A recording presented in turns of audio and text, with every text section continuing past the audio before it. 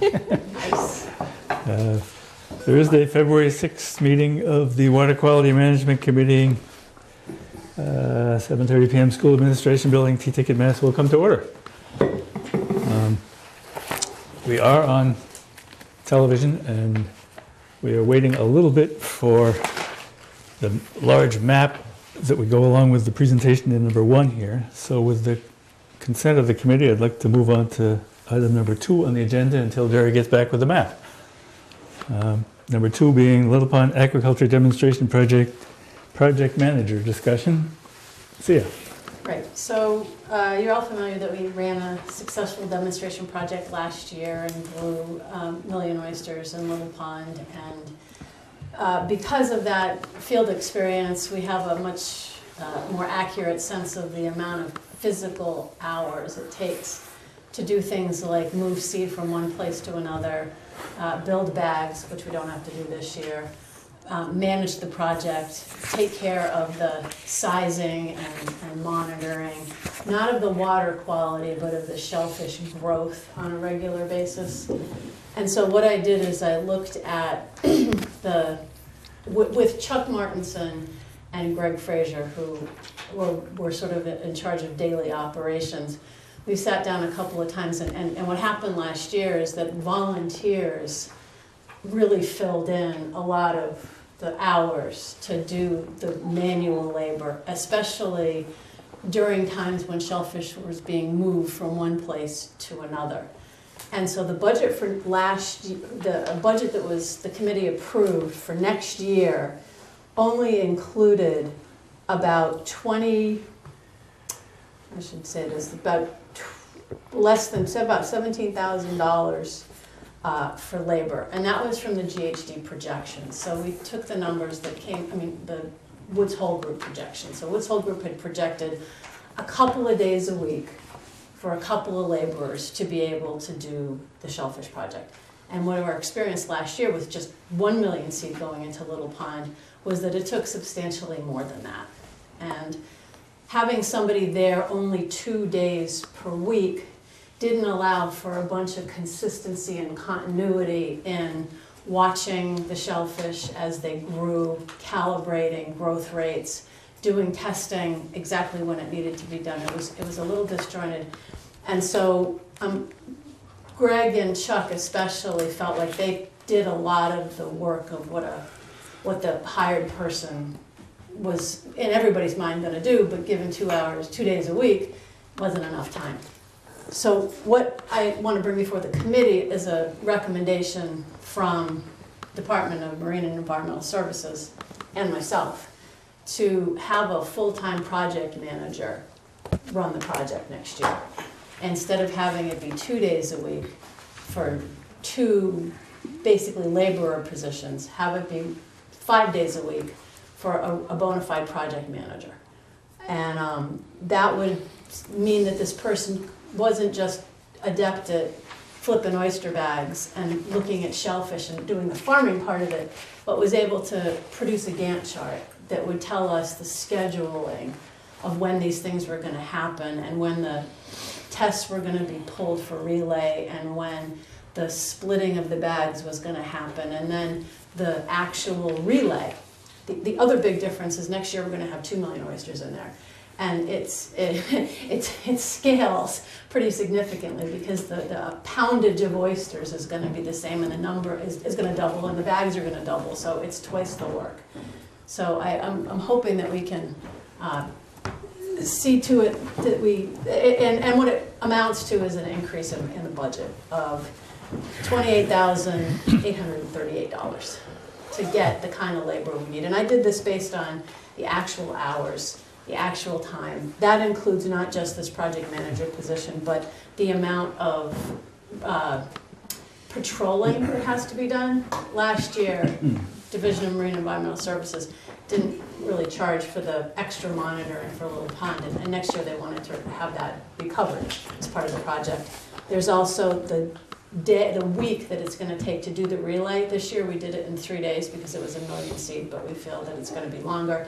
The number of people involved is significant. It's not 1 or 2 people. It's it's a team to do the relay, as Ron described, because he was there. And so that was why it's on the agenda, just to discuss and talk about the need for a project manager and some additional funding for that. So to be clear, we're not asking for a vote or for funding tonight. We're just talking about the change in the operation and whether that's a good idea. Right. And to answer questions about Right. it. Comments, questions?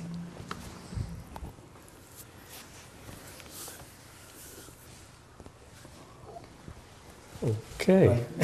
Yes. Just to be clear, you mentioned that there would be one full-time person instead of 2 part-time people. Is that right? Yep. So it's one full-time person. And I wasn't part of the discussion, so I don't know about the workload. I guess it's more time, there's just more time. There'll be more time, and one person will be dedicated to taking care of things. That's right. Okay. So is the $28,000 just for the salary? No, it's not for that salary alone. There's, I guess, the other component of it, as I think I mentioned, is having the patrol and the relay. So those are different people. They're not this project manager. So that $28,000 includes that. And the other thing we've done is extended the actual length of time that the people are working, because we were budgeting last year to be done in September, when really we end in November. And we budgeted to start in June, when what we really want to do is start in April, to do the planning that needs to get done and closure that needs to get done. So that's where the money's going. It's extended amount of time, including a relay effort that includes a bunch of different people that are being pulled in from DMER, Division of Marine Environmental Services, and the patrol. Okay. Steve? Can you put this in the context of the overall shellfish budget from Article 17, where it was? I mean, does this mean we have a cost overrun? Do we need to look for money somewhere else, or what? Yes. It would be $29,000 over. The entire shellfish budget was going to be taken up between this year and next year. And this would be $30,000 over that. And that's even if you get the money from the Cape Cod Commission or that grant, collaborative. Actually, no, that does not include monitoring. The collaborative would be paying $50,000 out of their money to pay for monitoring, which we'd be paying for out of baseline monitoring. Right. So we're saving some money there. So we're saving $50,000 there. So you're good by 50,000 and bad by 29,000, so your net is good. That's the question. Yeah. Well, the 50,000, if we look at the 2.7 million, we now have 2.75 million or something, in a way, because of for Article 17. Yeah. And so how that all money goes wherever, but it's for the monitoring. I think that's a very good way of looking at it, yes. We're up 20 Yeah. for the money that we would have needed to spend, because we have to monitor. Thank you. Okay, any other questions or comments? Before the season is out, we'll be back with a whole set of numbers that spell out in detail what is intended to be spent on shellfish for this next years of operation, but it's not tonight. She kind of needed this to know whether she should build in a full-time person or 2 part-time people, and I guess you're getting the feedback you want on that? Everyone's okay with it? Okay, good. All right. Thanks. And good. Let's get back to item 1. Our usual suspects are here, but we have a couple of new ones. Cheryl Williams, head of Precinct 3 and head of about half a dozen other things in Falmouth, is here representing the T-Ticket Association. Right? And our frequent flyer over here, you're representing Myself. Okay. But do you live in the area we're talking about? Yes, I thought so. Yes, Okay. Hudson Street. Okay, perfect. And say your name again, please. Richard Mullen. Thank you. All right. So, as you know, the selectmen, some couple of weeks ago, asked this committee to investigate the concept of betterments and cost sharing and make recommendations to the Board of Selectmen. There's been a small group of 3 working on that. Virginia's been sort of heading it up. John was there, Steve was there, and Virginia would like to bring forth the work that they have done so far. This will come up again on the 20th, but we wanted to get some feedback from at least 2 neighbors, and to let the town as a whole know where the thinking is going so far. So with that, it's all yours. Okay, thank you, and welcome. You want the mic? I have a mic here, and if I stand up, I'll use this other mic. We have assembled information on betterments that we want to share with people viewing and residents here, and to start the conversation within the committee itself. Betterment is a word that many residents don't really know what it is, and so we've started with very basic information, and then we're going to build on that. So we're starting with this list of questions that has been handed out to you. I just want to make sure everybody has this 4-page handout. As to what is a betterment. Under Massachusetts general laws, if a road improvement, a water main, or a sewer main goes in front of your property, the town is allowed to assess a betterment, which allows the town to recover some of the costs, or maybe all of the costs, of the particular improvement that has been constructed. The town front ends the money, usually through bonding, but doesn't have to be.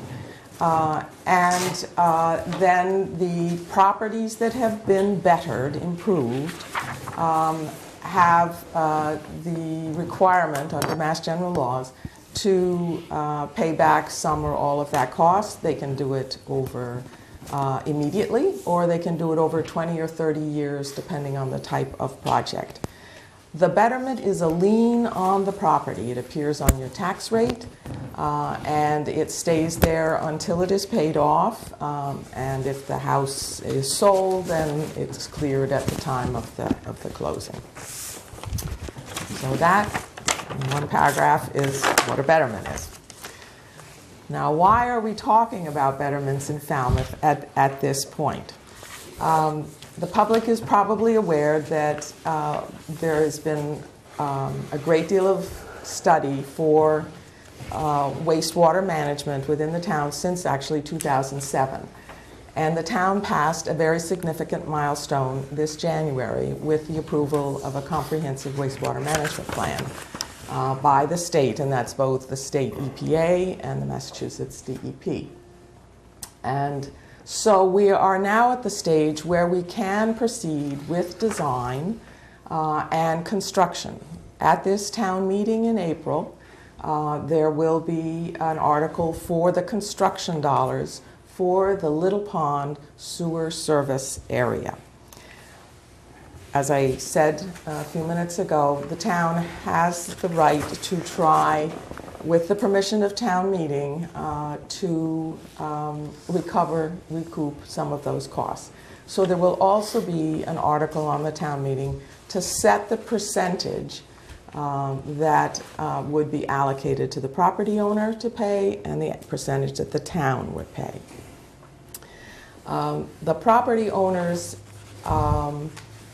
have expressed support for this sewering project in recent years, but obviously there is a clear concern as to what it may cost them. And so we have done our best to arrive at that approximate cost. We will be talking about estimates tonight, but each number has been fairly carefully researched.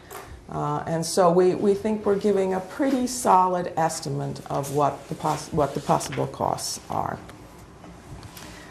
I want to take a minute to say, why are we talking about the Little Pond area? Why are we sewering the Little Pond area? And that information was given to town meeting a year ago and solidly endorsed. This is the densest part of town. It is virtually at build-out. There are almost no empty lots. It has a serious health problem with Little Pond. We have fish kills. You're not allowed to fish there. It's closed to fishing. We're dealing with an area of town, Falmouth Heights and Mara Vista Peninsula, that have very small lots. And so the ability to repair the septic system is small. It's difficult to do because there isn't much spare area on each one of these lots to do that kind of repair. And we're dealing with a very old part of town, and so there's still a lot of cesspools. So cesspools do an even worse job of helping to denitrify the nitrogen that's in the groundwater. So for all of those reasons, we have a serious environmental problem. We have a standard called the total maximum daily load, TMDL, that we have to meet, and we have a plan to move forward. The sewer service area is on this map that you should all have in your handout. And just for the viewers at home, we've put a larger one up here on the wall, just so that everybody can see. So we are talking about the Mara Vista Peninsula from Great Bay to Little Bay Road, all the way up to Stowers Street. Stowers? Stowers, there we go. And then up Mara Vista Extension as far as the T-Ticket School. Over to the T-Ticket Highway, any property that fronts on the T-Ticket Highway, until we get down to where the existing sewer system is now. This large parcel is Stop and Shop, and they are currently on the sewer system. So the line jumps now to the Falmouth Heights and runs along the back of the properties. All of these properties are already on sewers from the original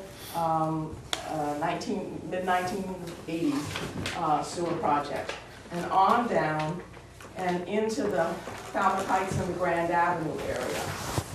Many people ask, why does it sort of step out this way?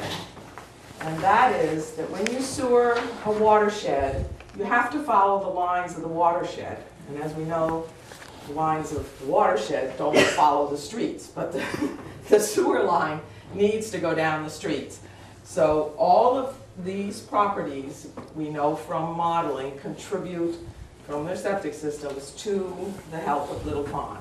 And so they have to be in the sewer service area. These lots that are outside the dashed line contribute directly to Vineyard Sound, so they don't need to be sewered. And that closes the loop for what's called the sewer service area. The demographics of this area are important. There are approximately 1,480 lots. Of the single family, it is overwhelmingly single family. There are 1,277 single family lots. We believe there are about 34 buildable lots, 34 empty lots. That will be carefully researched when we finally get to the actual process of the betterment. We looked at the assessor's records, and we found that 34% of the single-family houses are primary residences, and 66% is second homes or second homes that have become rentals. That is a surprising number. It is larger than we expected. As I said, it's in the assessor's records, so we can go back to a primary source to show that.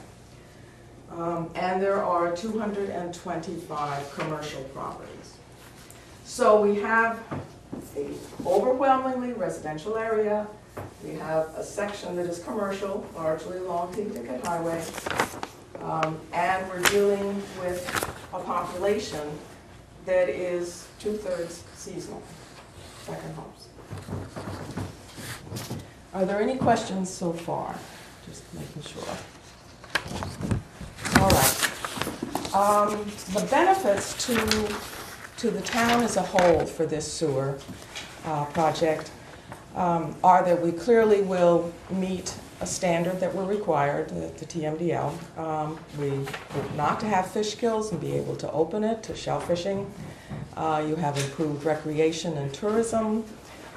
You will have increased property values in the area, and that's in part from the fact that now the lawn that had to be reserved for the backup area for septic systems can now be that extra bedroom you wanted, or it can be the garage. It gives you, it frees you from the constraints of these small lots in terms of construction.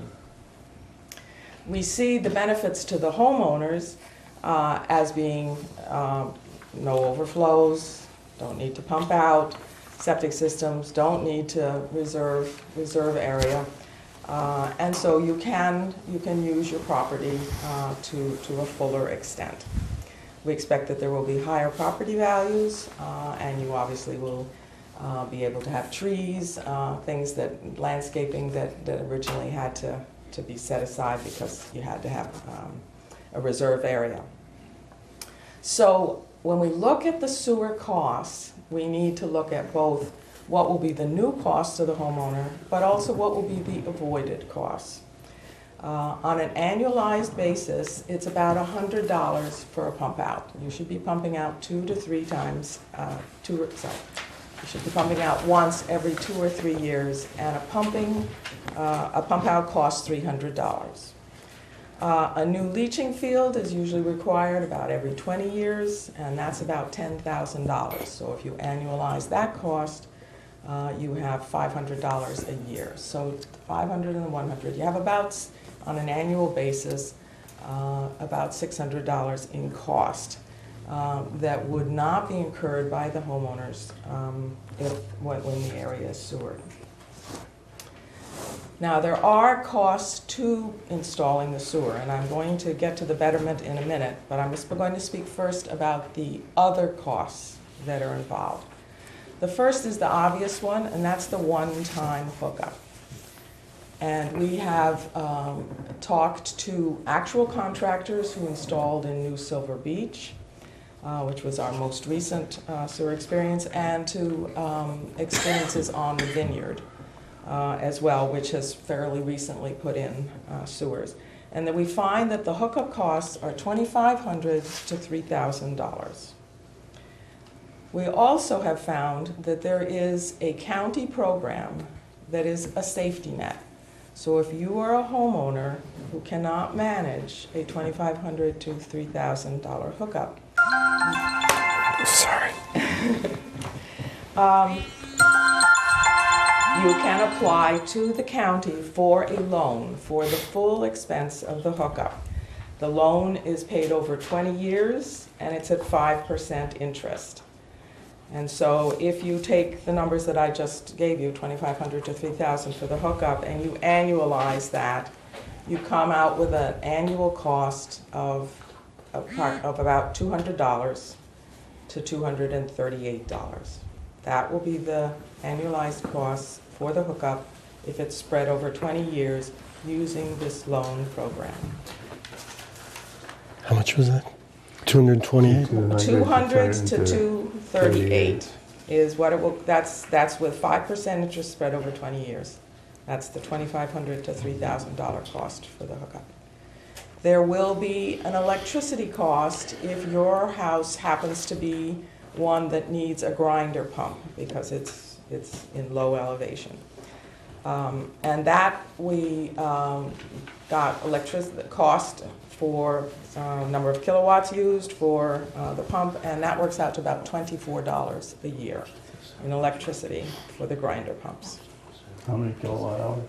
How many kilowatt hours? Do you remember how many kilowatt hours it was, Sia? I can look it up, I don't have it off the top of my head. I did Divide it- by 20 cents? Divided by I did 10%. it, I was gonna say, I think I did it by 18 cents, but try 20. I've got it in my folder, I just. And then the third cost that will be, that each homeowner will be paying is the sewer charge itself. We already have water charges. The sewer charges are based on 90% of your water use. The other 10% is presumed to be watering outside. The 90%, so 90% of your water usage. The MEP studied the town records for what is the water usage specifically in this sewer service area. And it turns out to be 102 gallons per household per day.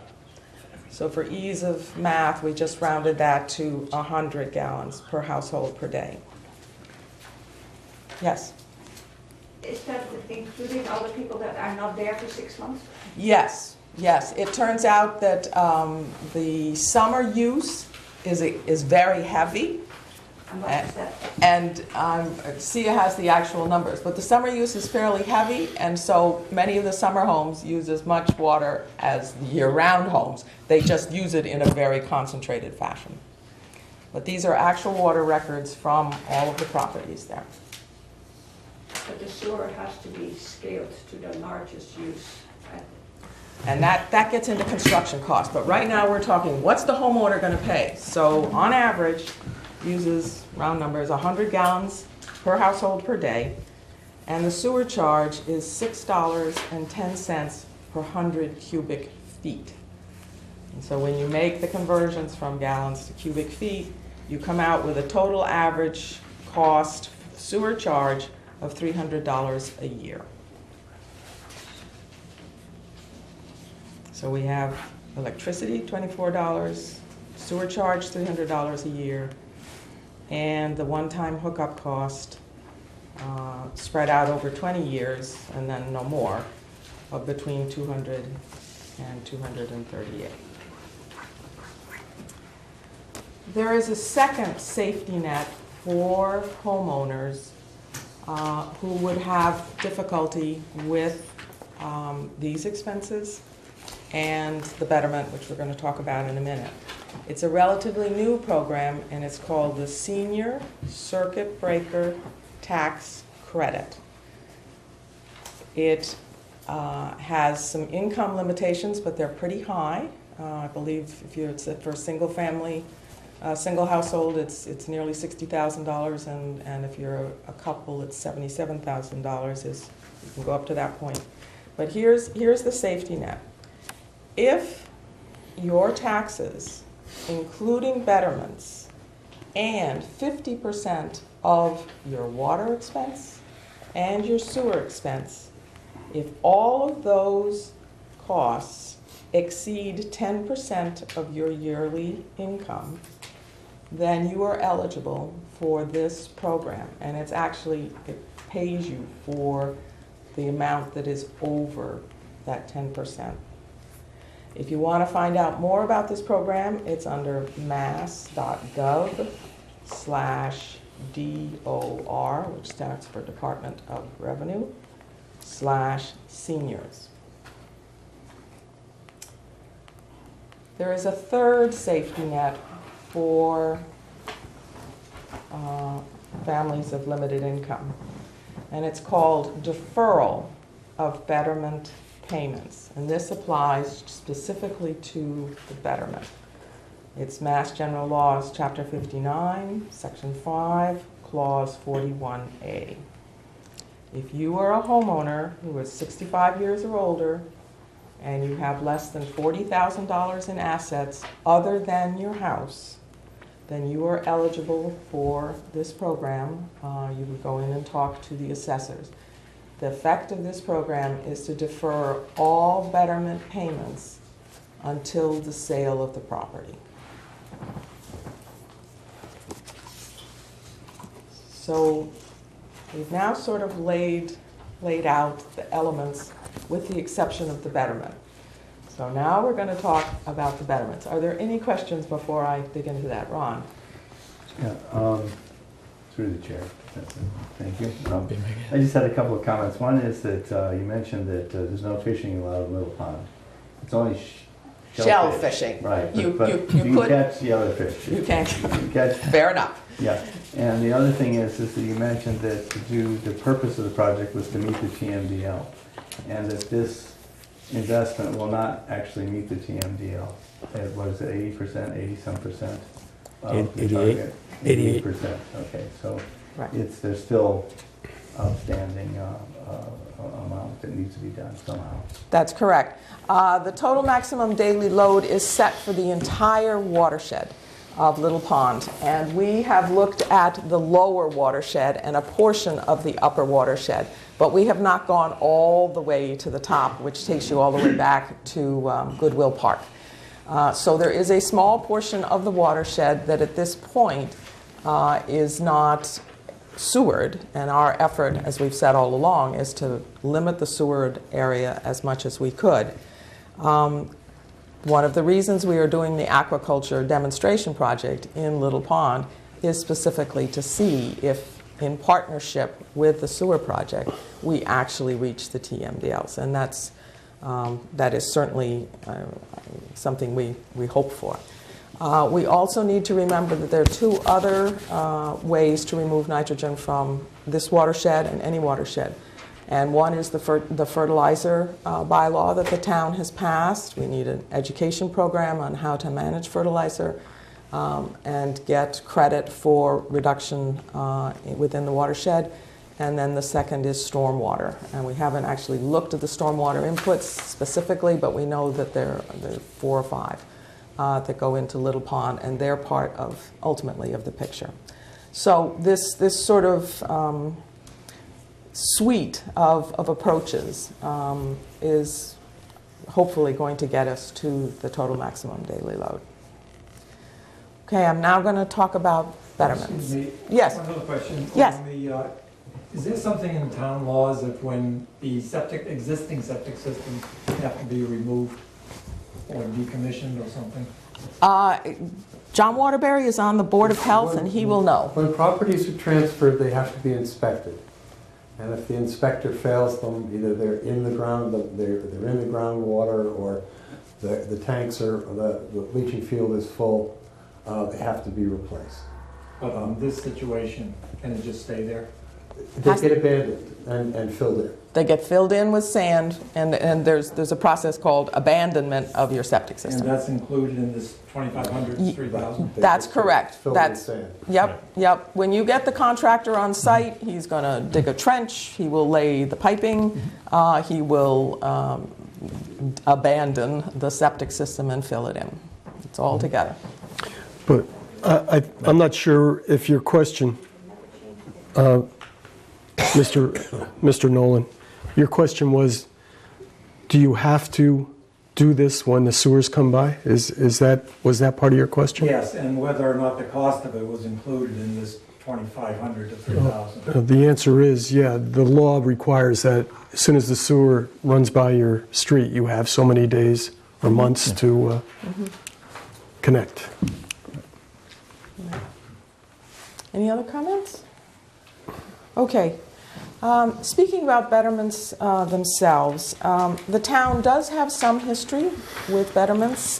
There was one assessed in 1981 for what was then called Phase 1, sewering parts of Woods Hole, Falmouth Beach, Surf Drive, and Main Street. And at that time, town meeting voted a betterment of 45% to the property owner and 55% to the town. Town meeting voted a second time on betterments in 1997 with regard to the new Silver Beach project. And at that time, the town meeting made the decision that New Silver Beach would bear 100% of the costs of the installed sewer. I think that was in part because of the history for New Silver Beach.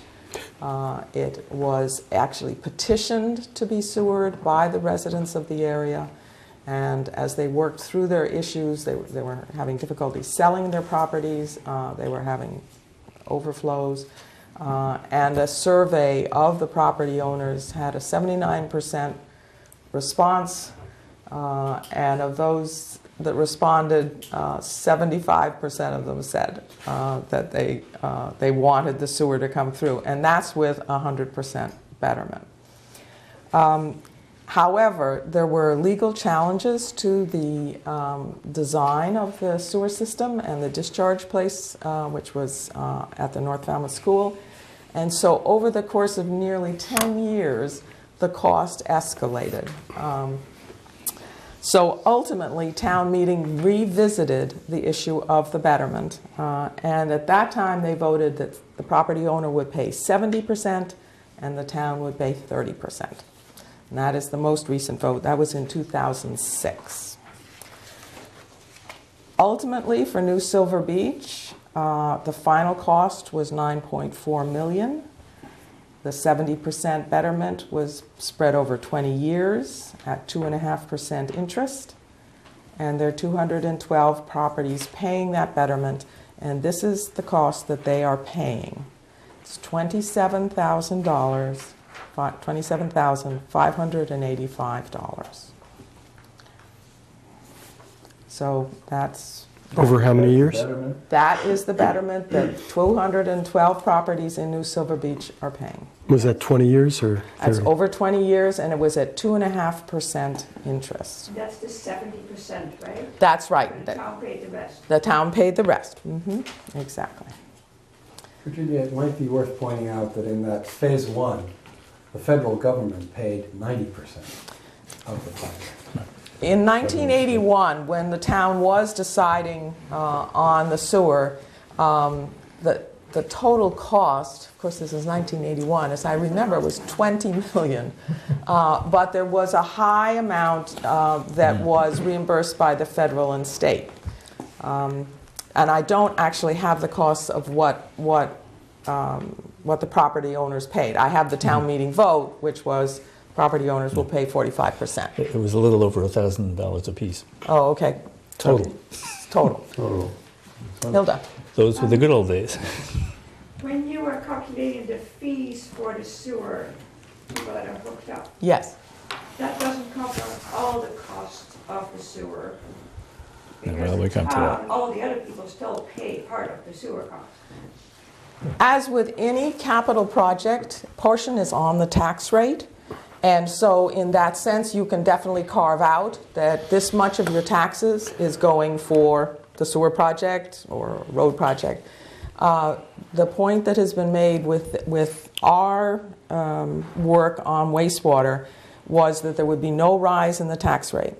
So you're basically reallocating dollars from one thing to another. Yeah, that's just, I just want to know the cost that all of us have helped to pay on the sewer. I understand. Because this is only a little piece of the pie that the fee in the sewer is showing, right? Am I correct on that? Right, well, we're talking about betterments tonight, and I understand you have a big picture, but the big picture question should probably wait until Virginia's finished with the betterments. Okay. But she is right. This sewer cost is a fee, and its aim is more or less to deal with the operation and maintenance costs, the ongoing costs, whereas the betterment charge is going to deal largely with the capital costs.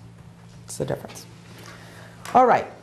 So now we get into the actual picture about the betterments for the Little Pond Sewer Service area. Again, you're probably all aware that town meeting passed what we call special legislation to petition the legislature to allow several measures that would make it easier for homeowners to pay the betterment.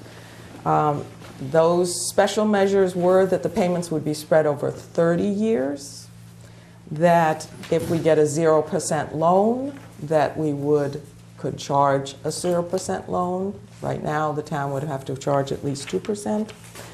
And thirdly, that the payments would be made over the 30 years in equal amounts, like a mortgage. The current Massachusetts general law starts with a large payment which declines over time as you pay off and the interest pays off. So it's a descending cost. But the early years, obviously, are a significant hit. With the passage of this special legislation, you would be paying, just like a mortgage, you would be paying an equal amount each month, in this case on the tax bill each quarter, throughout the whole 30 years.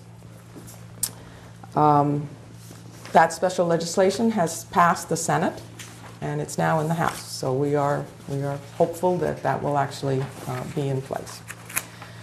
The town has the opportunity to borrow and bond at 0%, a 0% loan from the state, which is called a state revolving fund, or at 2%. We have tried to do everything as a town and a town meeting to qualify for the 0% loan. But the scenarios that we're going to talk about also include 2%. If for some reason we do not get a 0% loan, we've also calculated the cost for getting a 2% loan. All right. The next key piece is in your handout. When you have a capital cost, it has to be spread out over the properties. And Mass General Laws allows you to do it with what are called sewer equivalent units. And the most obvious unit is that one house, one property, is one unit. But in every sewer service area, there will be some condos, some apartments, there will be restaurants. In this particular sewer service area, we have a motel. And so this issue of how the costs will be allocated per sewer equivalent unit was something that the town had to grapple with when they did the big sewer project in the early 1980s. So what you're looking at, it says better assessments, unit method of assessment, is the decision of the sewer commissioners in 1984 as to how that allocation will be made. And you'll see single home at the top. They concluded from water use that 10 seats in a restaurant, and every restaurant has to register how many seats it has, would be equivalent to 1 unit. If it was a motel, 5 rooms was 1 unit. A hospital was on there because it was pertinent at the time, but not in this case. Falmouth Housing Authority, multiple families, and so on down the list. So the sewer commissioners in 1984 developed what they felt was an equitable system for evaluating how much each particular land use would count when it came to apportioning the betterment. We're recommending that the selectmen review this. They may want to add to it. They may want to alter it. But in any case, this gives us something that was town policy, was implemented, and I was on the Board of Public Works at the time, and I do not remember it being an issue. So it has a track record. So we have used this policy of sewer equivalent units to calculate the costs for the betterment. Virginia? Yeah. Excuse me. Sure. Through you, Mr. Chairman. Sure. Could I just add one thing? I'm looking at these units of assessment. And in that... We need a microphone. Oh, Yep. thank you. Good point. Yes. Would you both like to sit up front and have a microphone to share? Because I think you're going to be part of this conversation. We hope you are. Sorry. Sure. The microphone is because this is televised. Our nationwide viewing audience.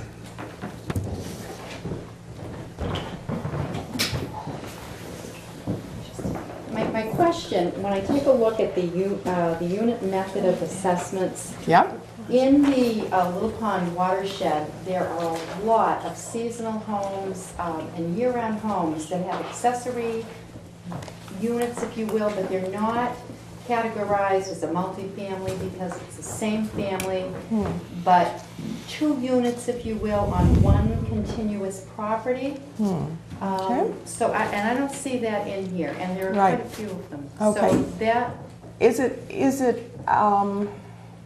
Is it like an apartment? Like a mother-in-law's a apartment? mother-in-law apartment? Do they have a second kitchen?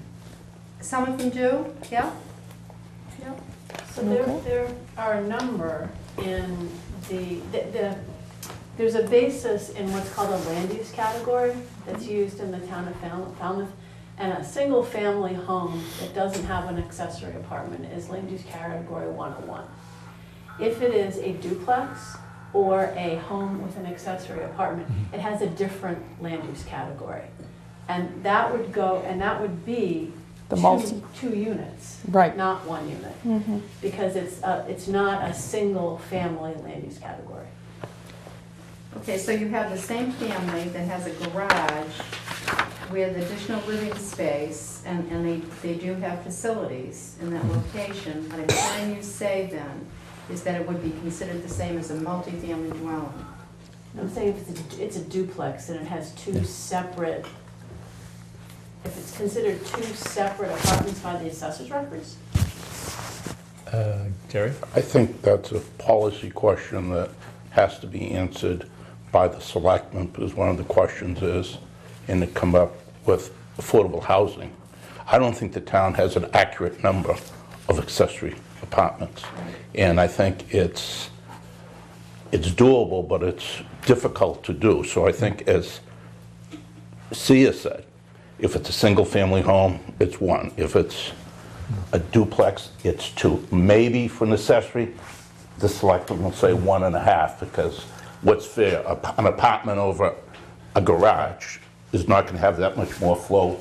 But, you know, that's something they have to consider. Well, yeah, what we went by were the assessing records. If the assessing records show it as a more than one unit, we counted it as more than one unit. If you're talking about folks who have units that are not recognized by the town, or you might even call them illegal. I'm talking about units for which special permits have been issued. Okay, so those should have shown up. But on the tax records, and it's just one tax bill? Right, but they should have shown up as more than one unit in the assessor's records. I have to check with So you Trish. have to be specific about Yeah. which location, but there were a handful that were considered duplexes. That was specifically what they were called, was duplexes. And those were counted as two, and if it wasn't a duplex, it was counted as one. I just think that it perhaps will be quite an issue because there are so many locations in that area for which you have legally, and some of them illegally, that you probably would never know about.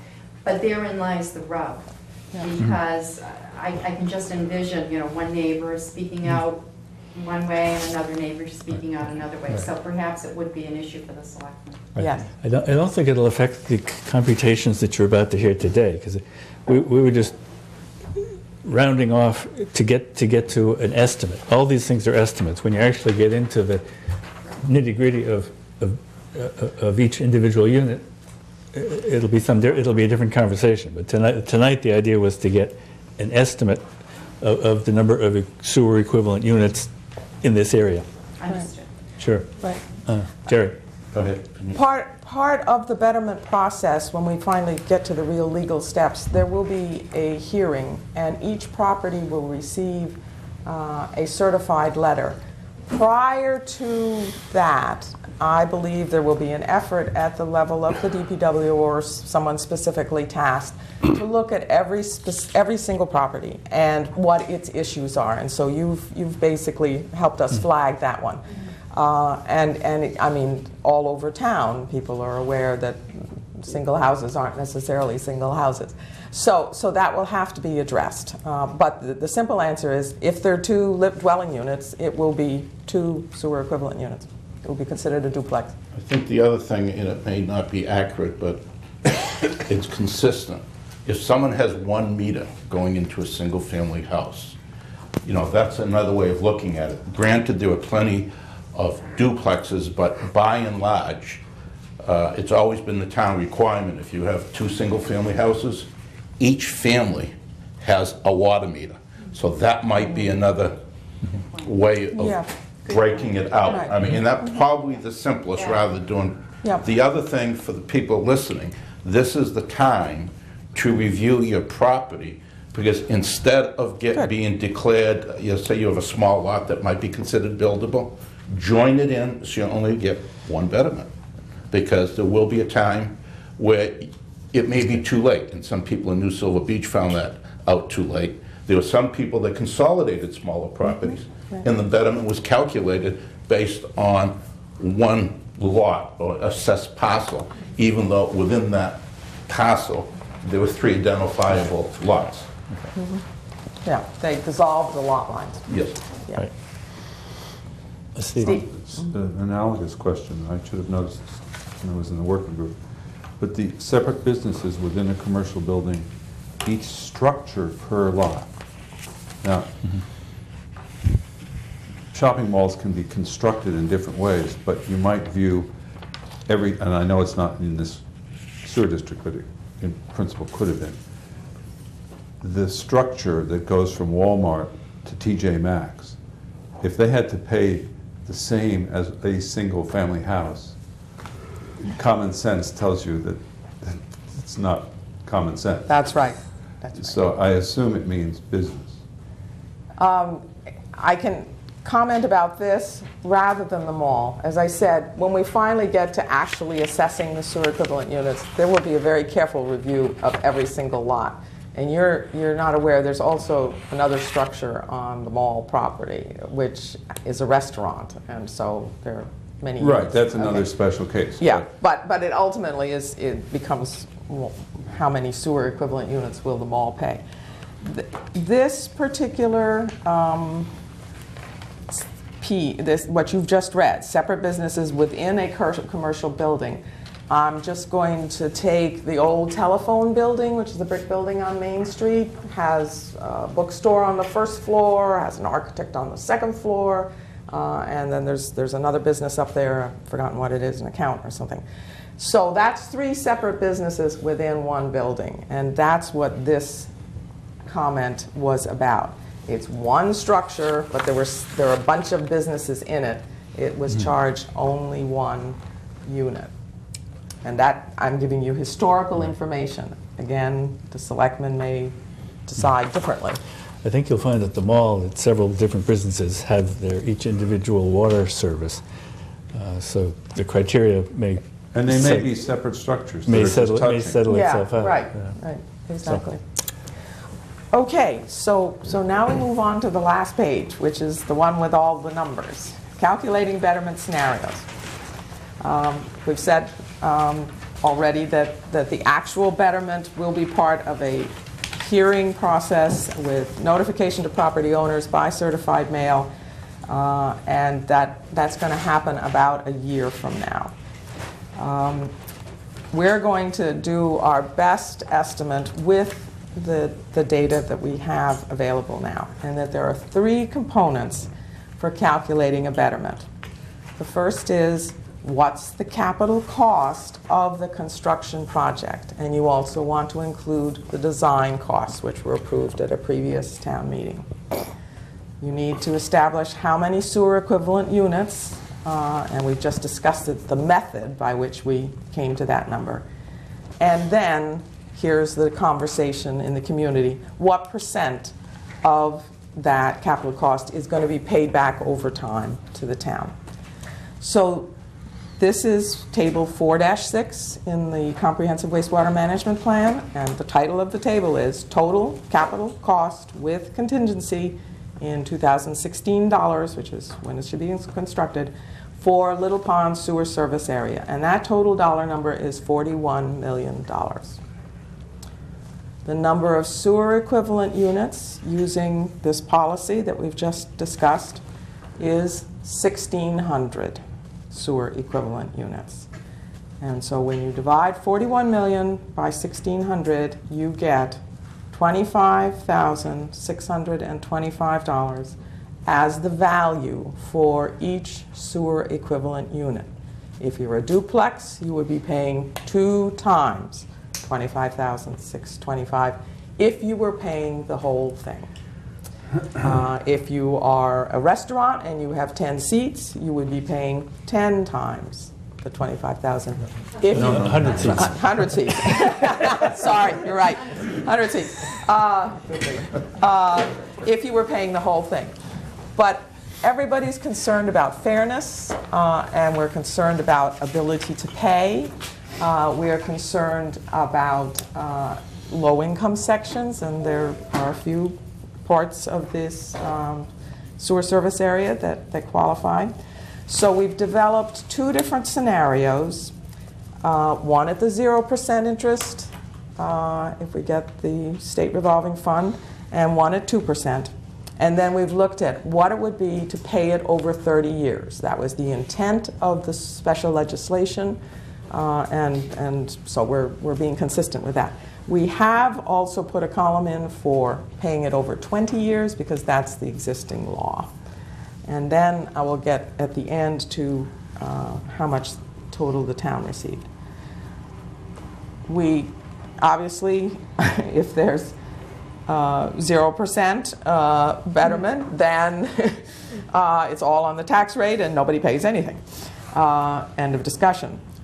You can see that the other scenarios are 25%, 50%, town pays half, and the property pays half, 70%, and the reason we said 70 is because that's the experience in New Silver Beach. They paid 70%. And then 100%, obviously, if you paid the whole thing.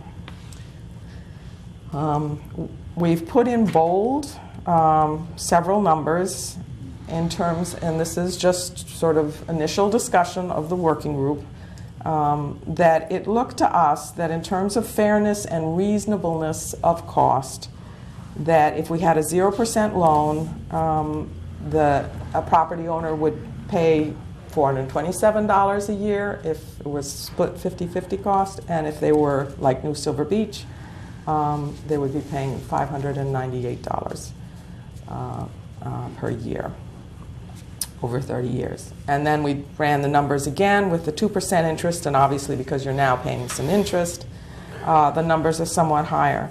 But in both cases, or in all cases, you're well under $1,000 a year, and you have to remember you have avoided costs to some degree offset that. So we feel that there was a lot of concern about betterments, but when you actually look at the calculations, it looks like it would be manageable for most people. I'm going to stop at this point and take questions. Sure, Ron. Thanks, Virginia. This is very useful. A couple things. One is that this is, when you talk about this scenario, so many, I've done them all here, but there's, sure. But if we got, well, not all, but because there's an infinite number between 0 and 2%. Infinite number. Right. But if the state only gave us 2%, then it would be 2% or 4%, or up between 2 and 4%, right? With the special legislation, we can, the town, the selectmen, have the option to not charge any more than we're actually paying. In other words, we pass through. If we borrow at 2%, we only charge 2%. If we borrow at 2.5%, we charge 2.5%. Right. Okay. So when I look at this, and then you said that the current annual cost, if you think about replacing the leaching field and the pumping out and the avoided costs. The avoided costs, that was like $600 a year. Yeah. Okay. So if you add these things in with the $300 sewer bill and the connection cost, and coming from the county, which is, I'm mainly focusing on lower income groups to see what the impact is, the cost to them will either double or triple. It's in that range per year. So it goes from $600 a year to $1,200 minimum, and then or up to $1,800 worst case. So Yeah, I don't see how you get to 1,800. No, well, okay, I'll tell you. Okay, I'll just give you we can pick any one of these. But where are you going with this question? No. What I'm just trying to say is that just so people are aware that we're not only talking about the betterment here. We're talking about the payment for the connection plus the payment for the sewer bill. And when you put those together, it goes to about $1,200 best case scenario to $1,800 worst case scenario, according to this. That includes all three of those charges. Currently, from what you said, Virginia, the cost to a household would be about $600 a year, factoring in replacing the leaching field and the pumping out, and what was the other thing? Was something else? That was it. That's it. That was it. Okay. Yeah, that would be about 600. So that's the point, is that to put it in perspective, is that when you add those things in, it then becomes a larger number. And that's just what you need to consider in relative to what people are currently paying. So if it's a $600 difference a year, that's what it is, or it's possibly more if we don't get the best deal from the selectmen and the best deal from the state. So. I think in the certificate from the secretary, we were all about guaranteed the 0% loan. You can, we could lose it, but I think the premise was that if we don't get to 2%, and we won't know for several months, but I think it's safe to assume we're going to get the 0%. The other thing on the low-income loan is, I think last time I tried to look around, and it's imprecise, you have to look at very few low-income people are going to own property. I'm not saying they don't. And then you have the people that rent. And in general, you'll find renters in a lot of these areas. I'm sure there's a lot of legacy properties that people inherited and people are on fixed income. The other thing we didn't factor into here, that, and it would be unfair, you could say, what would the cost and expense of an IA system be? And that is a lot more than $600 a year based on numerous different studies we looked at. The capital costs go up and the O&M costs go up, maybe around 1,000. All right, Matt. Just a couple of question on what was the amortization on the leaching field?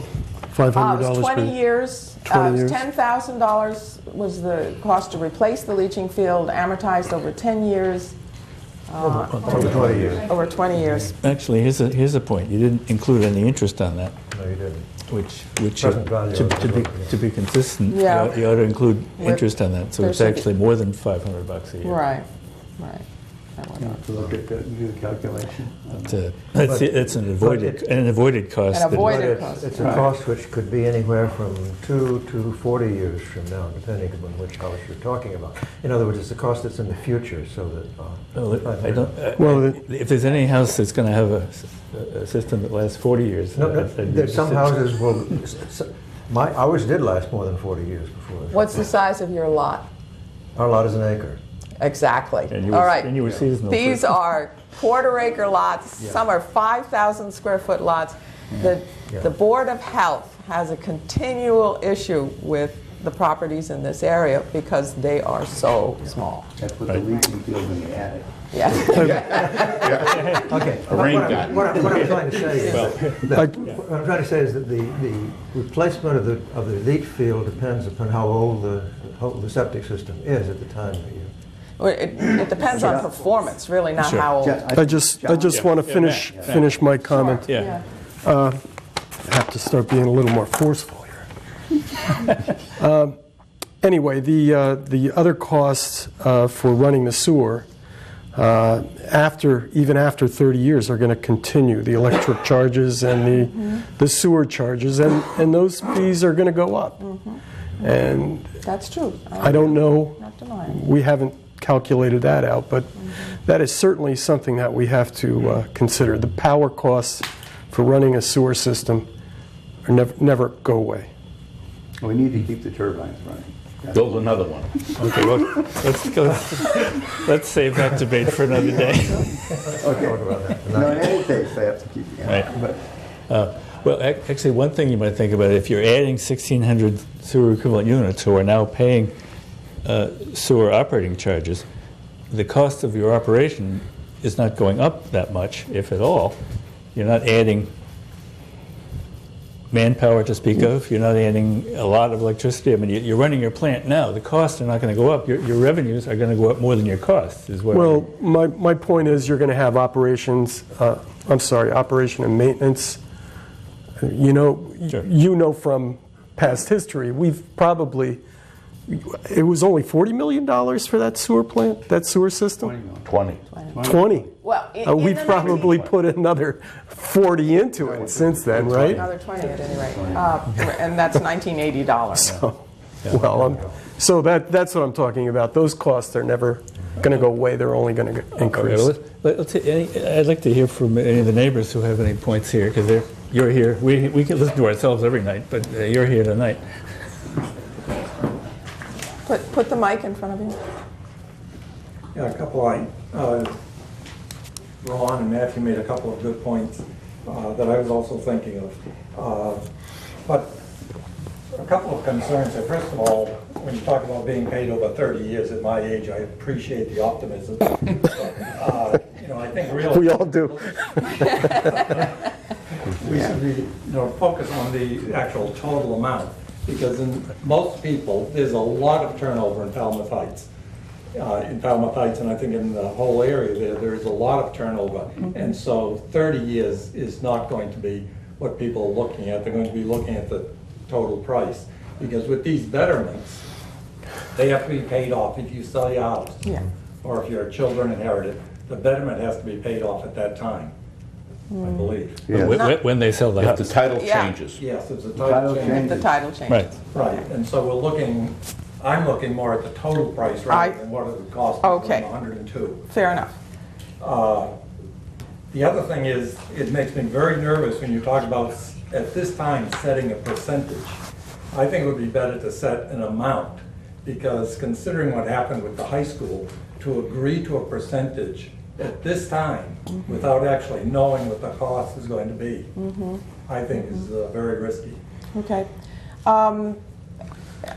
Obviously, the town meeting could vote the betterment several times, as they did with New Silver Beach.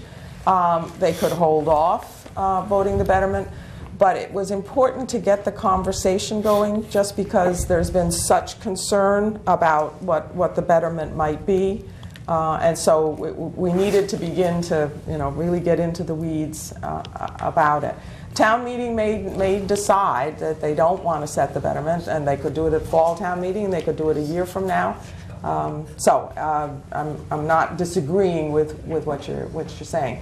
We do have the costs, and they are our best estimates from the engineers, and they have scaled those dollars forward to the construction year. But obviously you would know more once it had actually gone out to bid, and you'll know the most when you've actually closed out the contract and it's all constructed. But the betterment cost, once established by the selectmen, cannot go up. Well, And New Silver Beach is a good example. They estimated at 33,000. It came in lower. So there is a safeguard about that. Selectmen will probably do it high. And then what the actual costs are, if they go up, the town as a whole has to pick it up. If they go down, the homeowner can recoup the benefits on the betterments.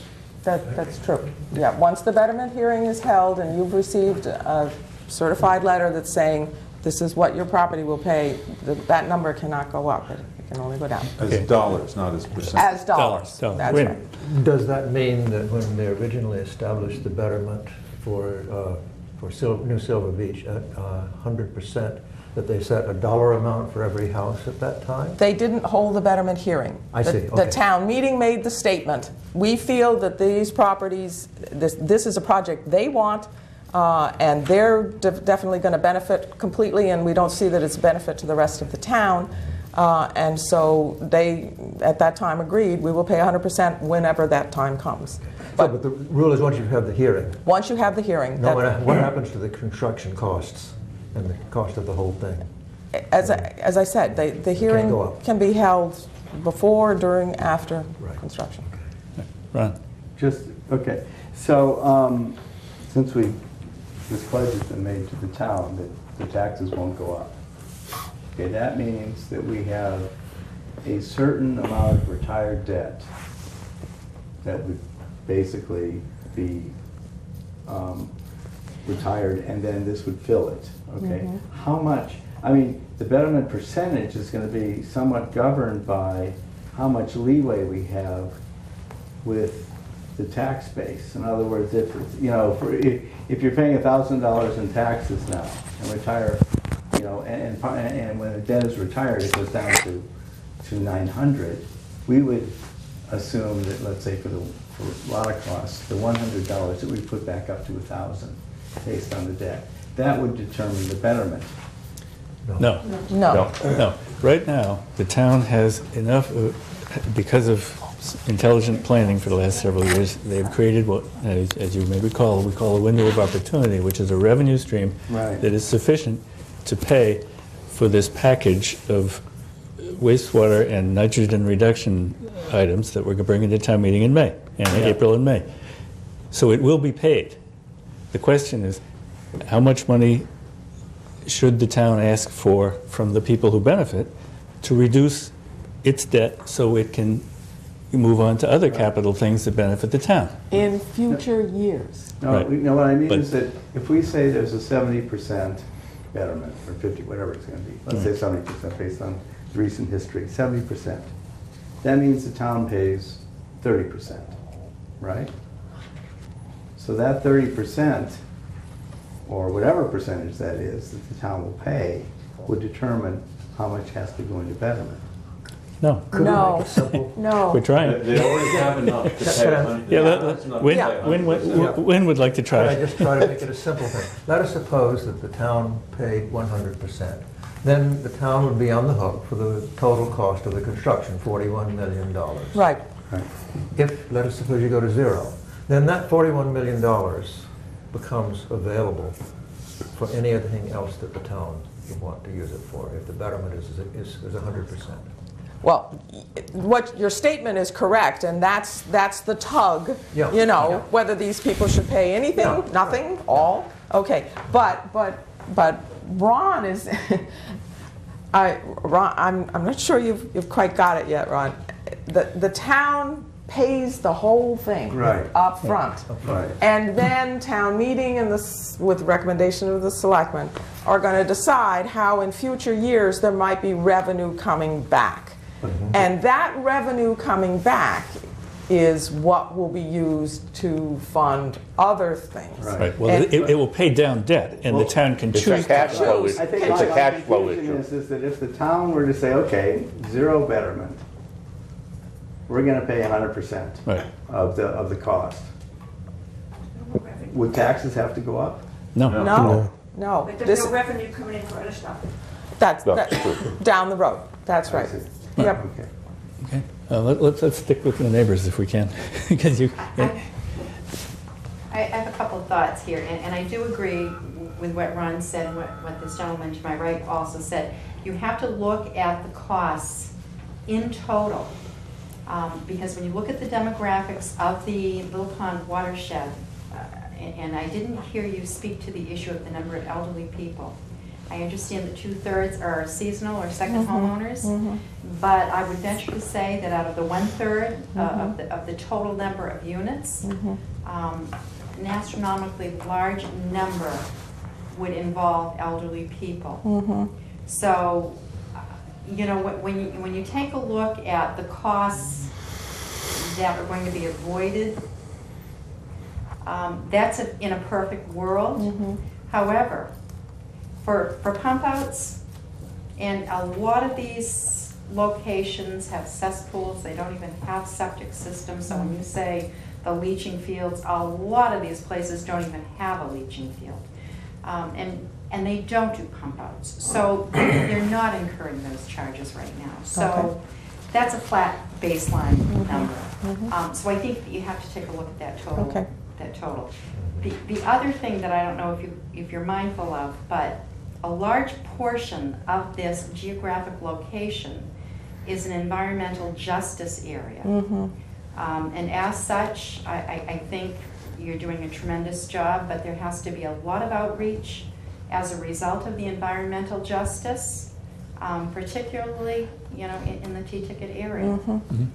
So, and I think that goes hand in hand with the grants and so Yes, forth. yes, I agree, and we need outreach. that has been part and parcel of our parallel track here, is to every step of the way to identify who's impacted and how you can make it as inexpensive and as affordable and as cheap as possible. And you talk about not being around for 30 years, and you won't and I won't, but if you can spread a debt over 30 years instead of 20, your annual payment is a lot less, and that's what we're trying to do here. You know, we're thinking about the person you're talking about with the annual payment. What's coming out of their pocket this year? Well, if we can make it, you know, $500 instead of $800, we want to do that. At least we want to have that option on the table, and that's been the whole exercise here. How do we keep it down?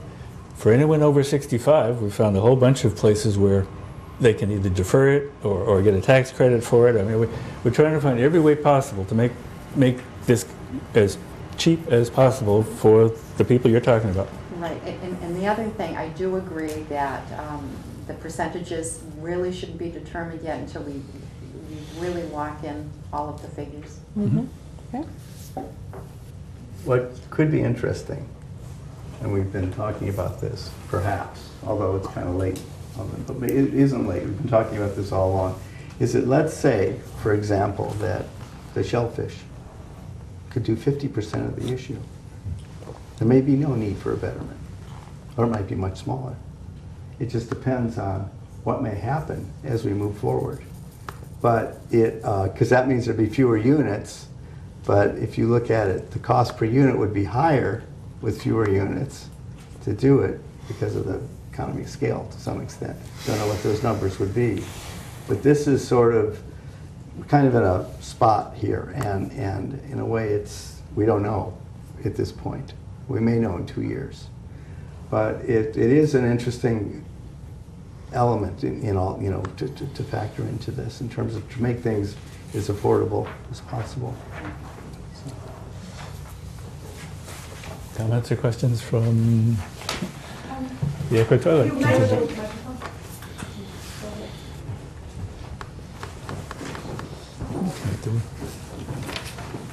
You mentioned that the Silver Beach got more expensive as time went on, and finally the town decided to share a portion of the betterments.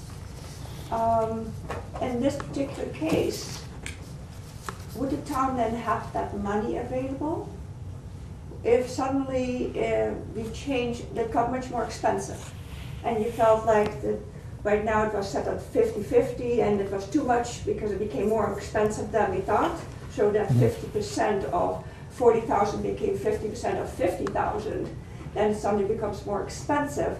And then the town meeting says, well, we'll chip in, the town will pay for it. Would the town have that kind of money, or how would that go? Well, each time that happened, it went back to town meeting. Town meeting got to look again at the price tag. Town meeting got to look again at the percentage. Right. Until the selectmen voted, you can tweak the numbers. But somebody has to pay that difference, and I'm just wondering who ends up paying the difference if it gets more expensive than 40,000. 41,000. Well, 41, whatever. 41, Okay. 41 million. 41 million. Thank you. Yeah. Well, Got it. yeah, no, Units wrong tonight. John can describe it. North Falmouth was a special case. They had a neighbor who had a lot of time and money on his hands and dragged it out through every procedural process that was available to him. And so, Over almost 10 years. And so that project started with an appropriation of $4 million to do that project, and I think $1997 or $1996. The last estimate we got from the engineers for construction was $12.4 million, and the project actually came in at 9.4. So that was a case where after we decided on the 70%, a very high betterment was set. We actually got the construction costs and were able to lower the betterment because it came in under cost. sure, Matt.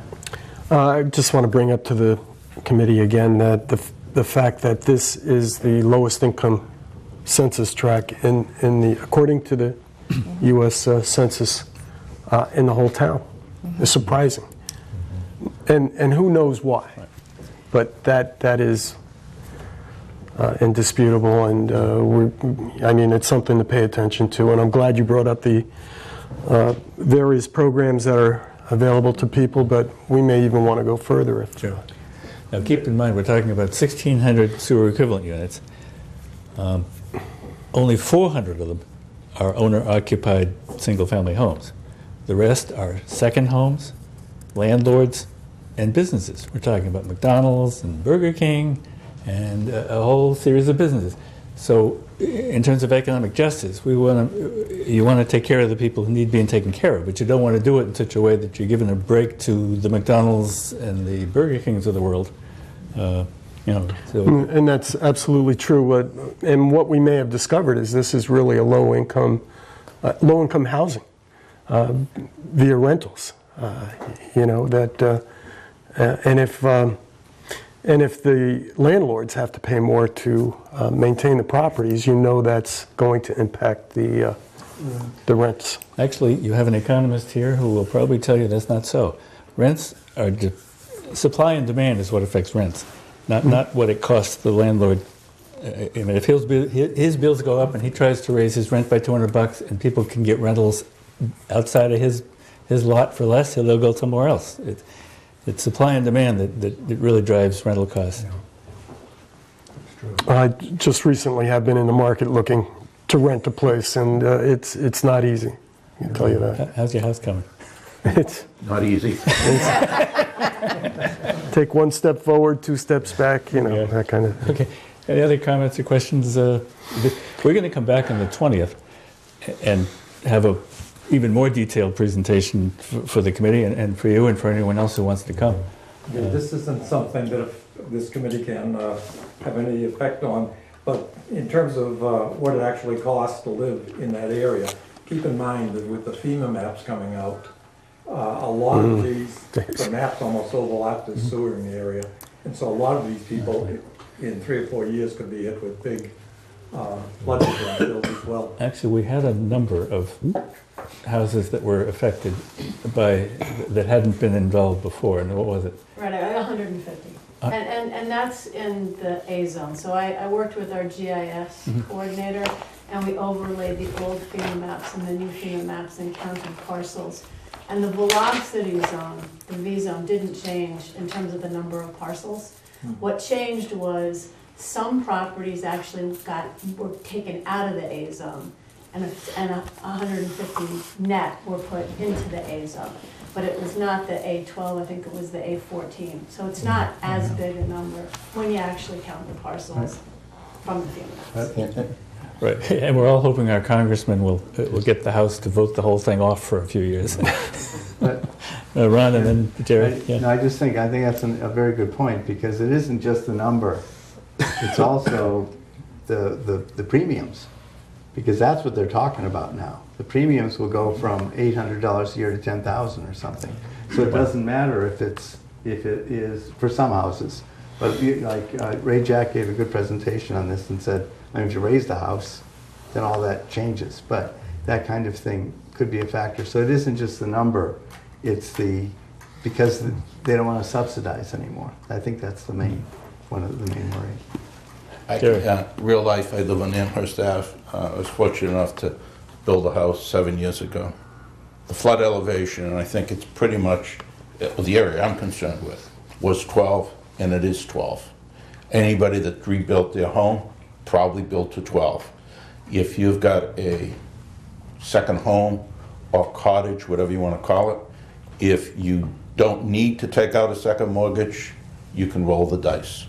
Seriously, the insurance comes in when you have to pay insurance because of the mortgagee. I know some people that have said, I'll roll the dice and fund it myself because FEMA only gives you $250,000. So that, it's a personal decision.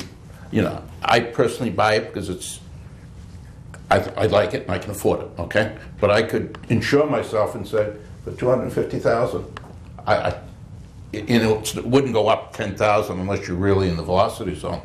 Unless you have a mortgage, then you have to pay. Unless you have a mortgage. Now, the betterment doesn't trigger that mortgage rule, does it? It's not looked upon. No. Well, anyone who is granted a mortgage these days is not low income anymore. you have to have serious dough to even get them to look at you. That's not entirely true, but Pretty much. grandson got one. Underwrite them. Well, all right. He had a grandfather with some money. All right. Stick to the neighborhood. And any other points that we should be thinking about? You brought out some good ones. Thank you. I would like to, on behalf of the Teaticket Civic Association, to thank you all for all your dedication and hard work. And it's really appreciated, and it hasn't gone unnoticed, so thank you. I would second that. Thank you. Thank you very much. Thank you very much. And could we do a tit for tat? Thank you for all the support for the shellfish so far. That's been, the neighbors have been wonderful. The shellfish, thank you. Shellfish demonstration, it's been really. Oysters, really thank you. I think you're wonderful. Yeah. Well, so far. Right, I think we're done with this one. It'll come back on the 20th in a more detailed way, but I think we've gotten the gist of it out, and we thank you for coming, and appreciate your time. So, we've not discussed this time how large the betterment should be at all. That's for the next time. That's for the selectmen. We're just going to give them All we're doing is giving them the option. Right. Right, Yeah. I mean, we They can can hear. talk about what we think would be good, but it's their call ultimately. Right, they didn't, well, they asked for options, and so tonight was the start of the public education of what goes into calculating those options. Does that mean, I just want to get it straight, does that mean that it would be a good idea if I wish to, as a member of the committee, to make a special statement of what I think are the issues, that I should write it out and put it in with the, as I did it to you, I sent it to you. Yeah, And well, I may end up having a much more coherent statement Okay. at the well, end. we'll come on back on the 20th, and Yeah. and we'll, Yeah. it'll be, we can all I'll decide whether. put our pieces out, yeah. Did I hear you say before the town meeting, the selectmen of the town meeting will decide to spend the 41 million, to go ahead with the project, before they pick the betterments? There'll be two articles of this town meeting. One is to set a betterment, and one is to authorize the bonding of this money for these projects. They Could can, appear in either order on the... no, first the betterment, and then the bonding. Oh, okay. Yeah. That's the reason why. I thought you were saying it could be the other way. No, or even that's the by way, months. that's the way it is. One in the of the warrant. suggestions I heard tonight was that we might ask the selectmen to defer setting a betterment until a later date, but what you're saying now is that if we go to ask for the bonding in the spring, we also, as a town meeting, have to settle on the betterment? The selectmen can say indefinite postponement, if they feel like it. The town meeting can say, we don't want to set it now. But it's on the warrant. It doesn't mean they have to do it. But it just doesn't seem reasonably fair to me, to the residents of the area. They wouldn't know, I mean, if, for instance, if they thought the betterment was too high, they might choose to live around a polluted water body instead. I'm not recommending that, but I mean, I'm saying they should know what they're voting for, the whole package. The selectmen Before only they vote the vote for it. percentage, not the number, and that can change until the selectmen vote the dollar amount, like in New Silver Beach. Right.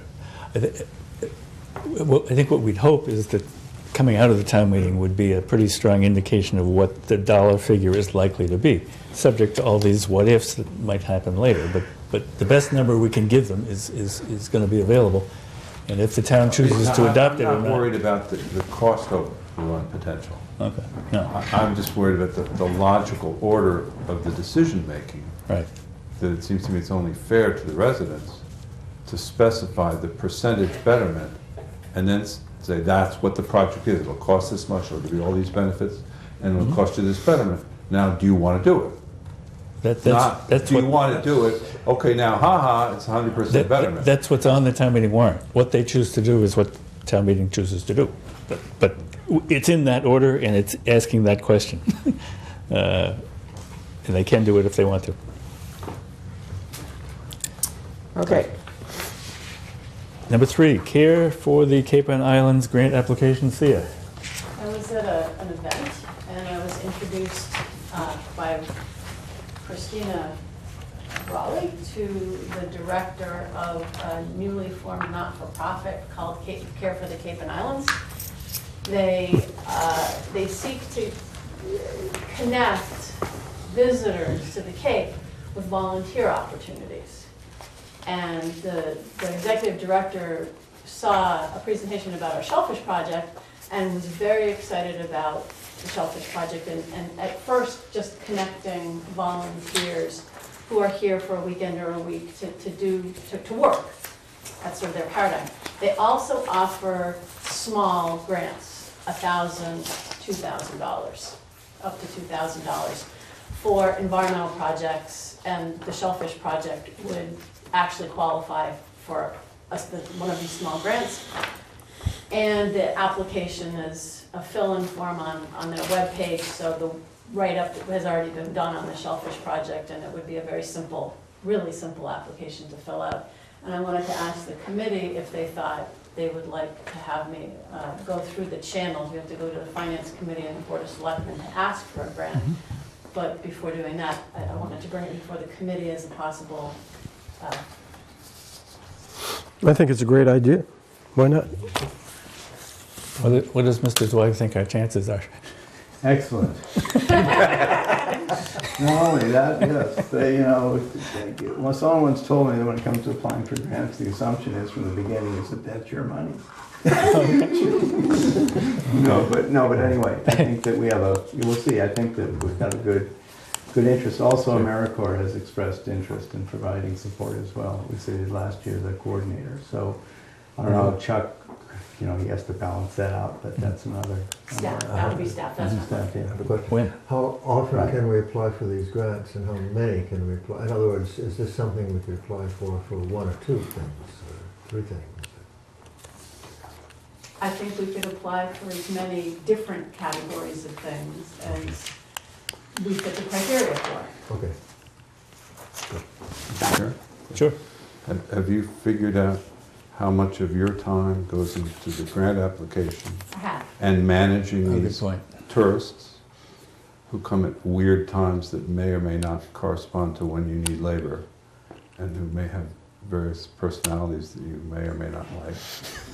I get along with And everybody. then multiply that times the probability of getting the grant and so on. Is it still worth it? It'll take me less than an hour to fill out the paperwork.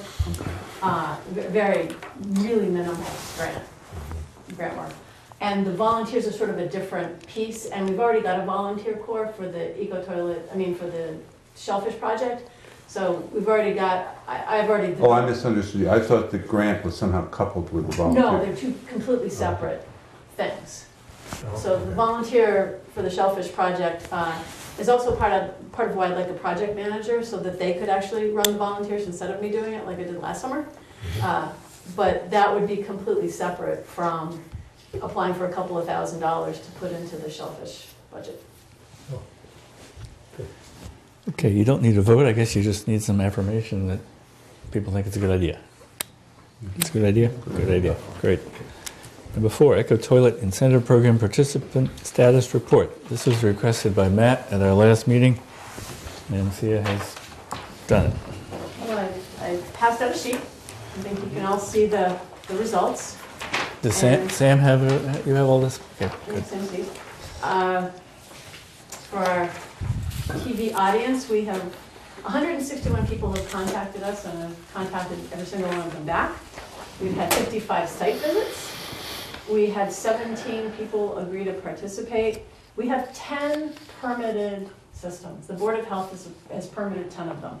And 5 of them are fully installed, and the other 5 are in various stages of being installed. And we have actively 5 people working on the details of an installation to then submit Board of Health applications. So by the numbers, the 15 are solid, and then I have 2 additional people that when I look at where they're still in the yes category, a little farther back and working through the details of the installation.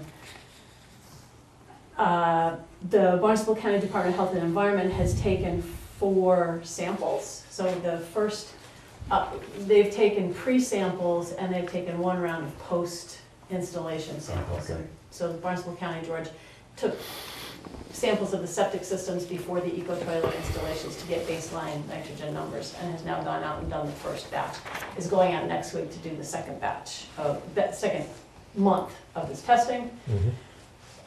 A full range of eco-toilets have been permitted, so we've got examples of pretty much most form factors, if not every combination, because the combinations go on and on, but a very good cross-section of them. I would have to say. And the range of cost, I put in there based on the 5 installations that we've gotten full cost for. The self-contained units, the ones that you see at Eastman's in the window, are clearly the least expensive at about $3,000 a bathroom fully installed. And the other range is about $10,000 for a central composting unit with a dry toilet above if you've got a straight shot for a gravity system. And additional bathrooms ranging between $3,000 and $5,000 for another fixture, either it's a vacuum toilet or a micro flush toilet, or even another self-contained unit. So there's a number of options, but these are just some ballpark prices because we have them. We are continuing to work with Group 1. It is a very iterative process to get people through the process, and so continuing to work with people through the permitting and all that. We're doing the sampling. We've processed 4 incentive payments, so 4 people have gotten paid. We're analyzing the installation data as it becomes available. We're going to start reviewing the sampling data as soon as George feels like he's ready to release the results, which means he needs to QA and QC it. And we're looking at the installations to see how they're performing, documenting participant comments and experiences. We have said that what we want to do is evaluate the need for additional installations beyond the first demonstration Group 1. I'm always on the lookout for participants and wait for people to contact me, but I'm available for that. There have been some folks, because of Wynn's work in Eastham and Orleans, contacting us about maybe being part of the program, not taking the incentive, obviously, but wanting to have all their bathrooms done. And so there'd be additional samples that the town wouldn't be paying for, so I'm coordinating that. I think it's appropriate because it would be another data set. Hope we get more. Hope we get more. And I've been working carefully with Barnstable County, George Boyfelder, and we are establishing a composting pilot project at the Barnstable County at the test center, where we're researching what kind of a drum composter to actually get and how to actually compost the residuals, the leachate, and the urine that's going to come out of these programs, so that George has been talking to Mass DEP, and we've been working with a University of Maine that has a composting department and a discipline to actually establish that, and George wants to be testing for all the usual suspects. So that's underway, actually has been kicked off, and we're working carefully with Silent Spring Institute to do the testing of the contaminants of emerging concern. The financial accounting, I don't need to go through the numbers, it's right there. And on the first page, if you go back, what I did is I took from the spreadsheet of 161 people, I kept track of people that said yes, obviously, people who said no specifically because of the cost, people who said no specifically not because of the cost, but had a bunch of different reasons for saying no. And then we have a few people, 9%, that are maybe. They haven't said no, but they haven't said yes. And so I continue to reach out to them again. We had 6% that were not Falmouth, of that 161. And then we've got the non-respondents, people that had said they were interested, and they're not even maybes, but they're not I don't want to say no yet. So they're in that category of haven't responded to multiple inquiries, but I've cycled through, and probably 4 or 5 times I've sent an email or made a phone call if they didn't have an email address, and I've not heard anything one way or another. So I'm just leaving it as that particular category. And so there it is. That's what we know. Matt. I just want to say that having the experience at Self-Reliance and running these kind of programs where we ran a zero-interest loan program for energy-related home improvements for a number of years. We had a tremendous number of people filling out an application, and maybe only 10 I'd say between 10 and 15% that actually went through all the steps and had the installations done and got the money. And so we ended up with over 3,000 people that went through the program and finished, but there must have been 30,000 applications. So same percent here. I mean, Yeah, this is about packed. well, that's what I'm saying. This is typical of these kind of programs. I would So- like to add that when the standard procedure, when you're doing any type of selling of any sort, you're going to have a third of the people, if you have good leads of some sort or another to sell to, you're going to have a third of the people who are going to agree to listen to what you have to say. And a third of those are going to end up buying something.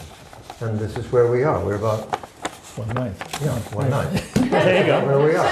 There you go. I mean, together you have only 11 out of some. You don't have quite 1/9 yet, but it will be 1/9 by the time you get through with this group or more.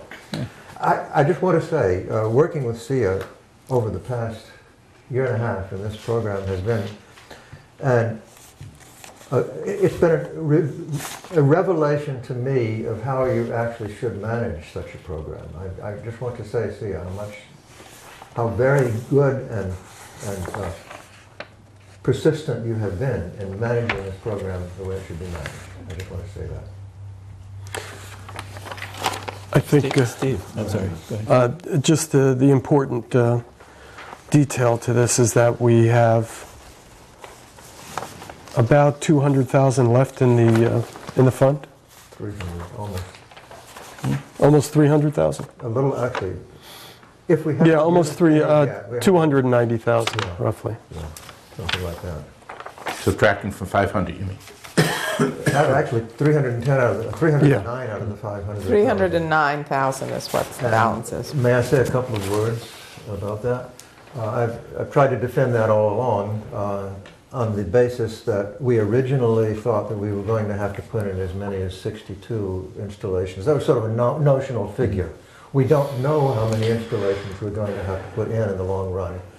And we've begun having discussions just recently about changes in the program and things that need to be done, which may require some money to do them. So I don't think we want to say that we won't need that $310,000. Exactly. We're not ready to, we think there are some things that we can do to tweak the program to get more people to come on. That 10% that said that the cost was a major issue, we want to revisit them maybe. But there is also issues with the design of urine diverting toilets, and we may be able to impact that with some investment of some type. So we reconvene the Eco Toilet Subcommittee, or not committee, working group, although we'd love to have your participation. And we are going to be looking at all those issues in the next couple of months. Well, I think to be fair, we're going to be looking at those issues for everything we do here, because the numbers we set in 2011 were best guesses at the time, but we're all learning a lot. Shellfish, for example, is going to need more than we've set for it, and I think other things will too. So we'll get there, but it's starting to get to be the time where we can learn from our 2 years of experience and think about reallocating when we need to. Okay. Steve. I've got 3 questions. First, if you think of this as a pipeline process of people coming in and eventually getting toilets installed, where is the bottleneck? Is it people coming in, or is it, I know it's not you. No. Yeah. 2 compliments in 1 meeting. The greatest compliment is when the DPW sent you a memo saying you can't go in and fix people's toilets anymore.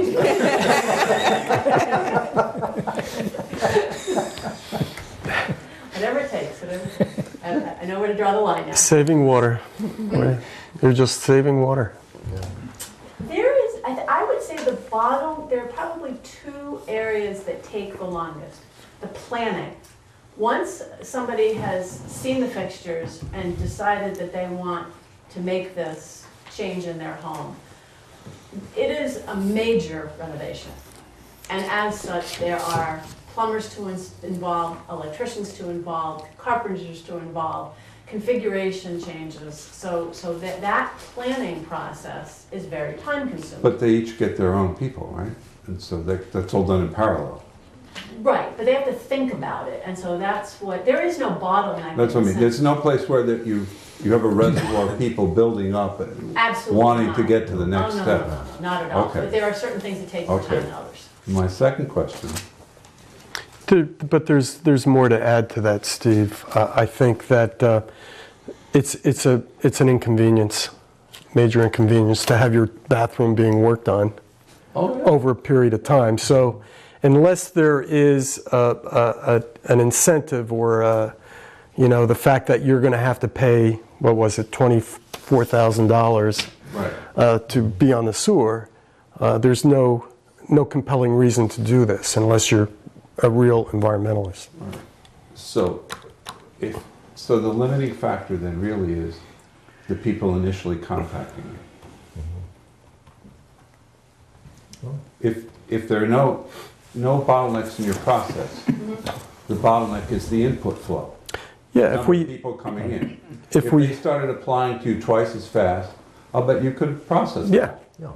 If we had more people coming into the program, we would meet our goal, fairly soon. I feel like we've actually met our goal. We are going to meet our Well, we had a goal of 62 units. Right, and so just a comment about that, because I did talk to George about just this question of the sample size to meet the objectives of the research. Because to me, that's a very important question. Yes, it is. The purpose of this demonstration was to determine the nitrogen of gray water after the human component had been removed.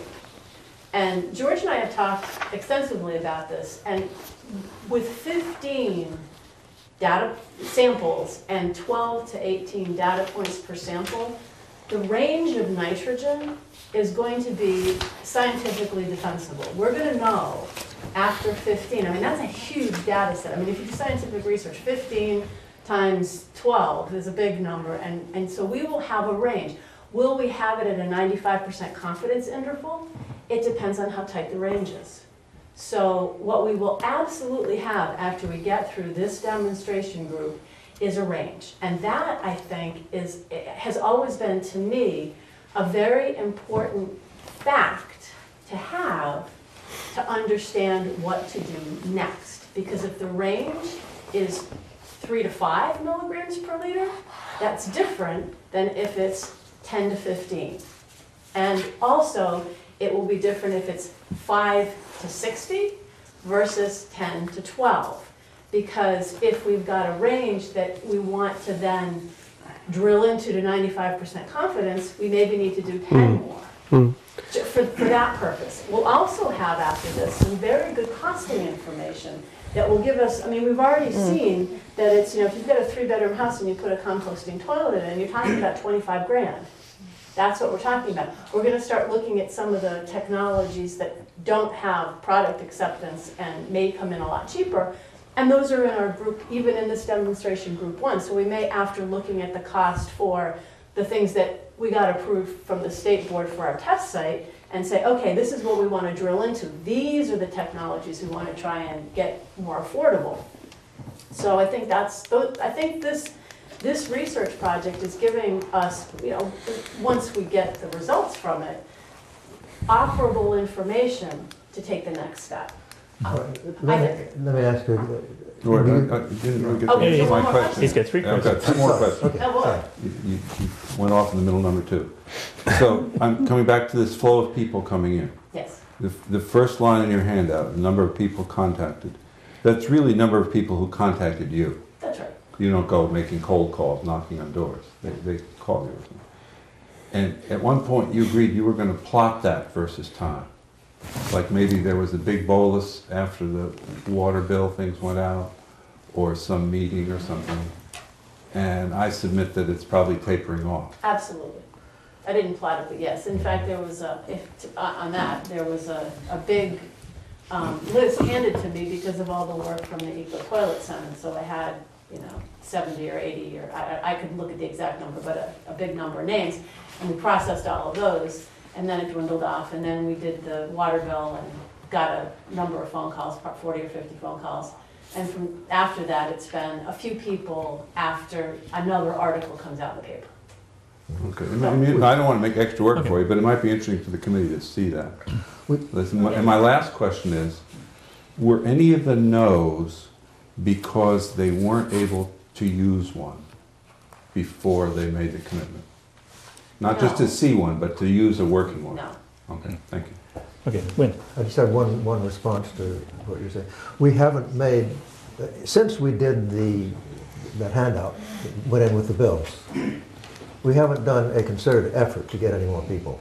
We have gone with the people we had, except that some are coming in all the time, but we've gone with the people we had, plus the few people that we picked up from here and there. We have made no concerted advertising effort to go further. Whereas earlier, we were making a concerted effort to get people into the product. I mean, Hilda and Earl worked very hard during the first a long period of time to get people interested in it. And then after that, we had that. But since then, we haven't been doing a concerted effort to get more people into the program because we thought we would have enough to do this, 15, and we wanted to wait until we got that through before we pushed a whole lot more people into it.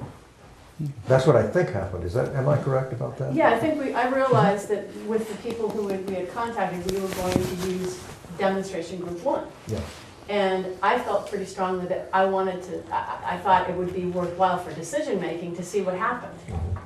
And Heather felt strongly about that too. And town manager's office wanted demonstration group 1 to be installed, and the toilets operating to understand, especially with the ones that don't have product acceptance, what's really going on, to see how they work.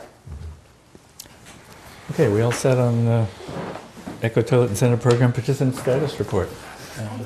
I have one comment to make. It's indeed very important to get this data.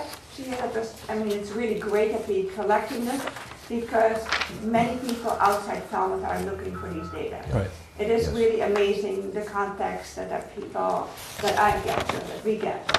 From Florida, from the West Coast, people that do their master's degrees on it, their PhDs on it.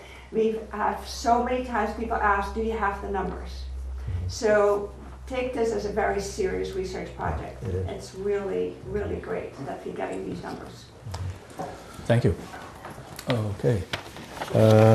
Next item, discussion and vote on Alchemy Farm Eco Toilet Grant Request. I have a letter, which was, I was requested to ask George Hoyfelter to take a stand on this, and this is the letter that he sent. I'll go in both directions. I'll give everybody a chance to read this, but he pretty well lays out all the reasons I'm going to review for you of why we think this is a worthwhile expenditure.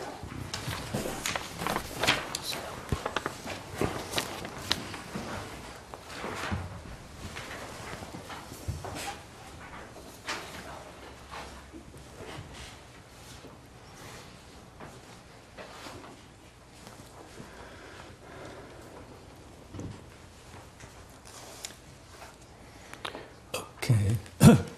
Well, I guess the following town meeting procedure, we have, the article, I guess, is the proposal that we received at the last meeting that everybody's had a look at.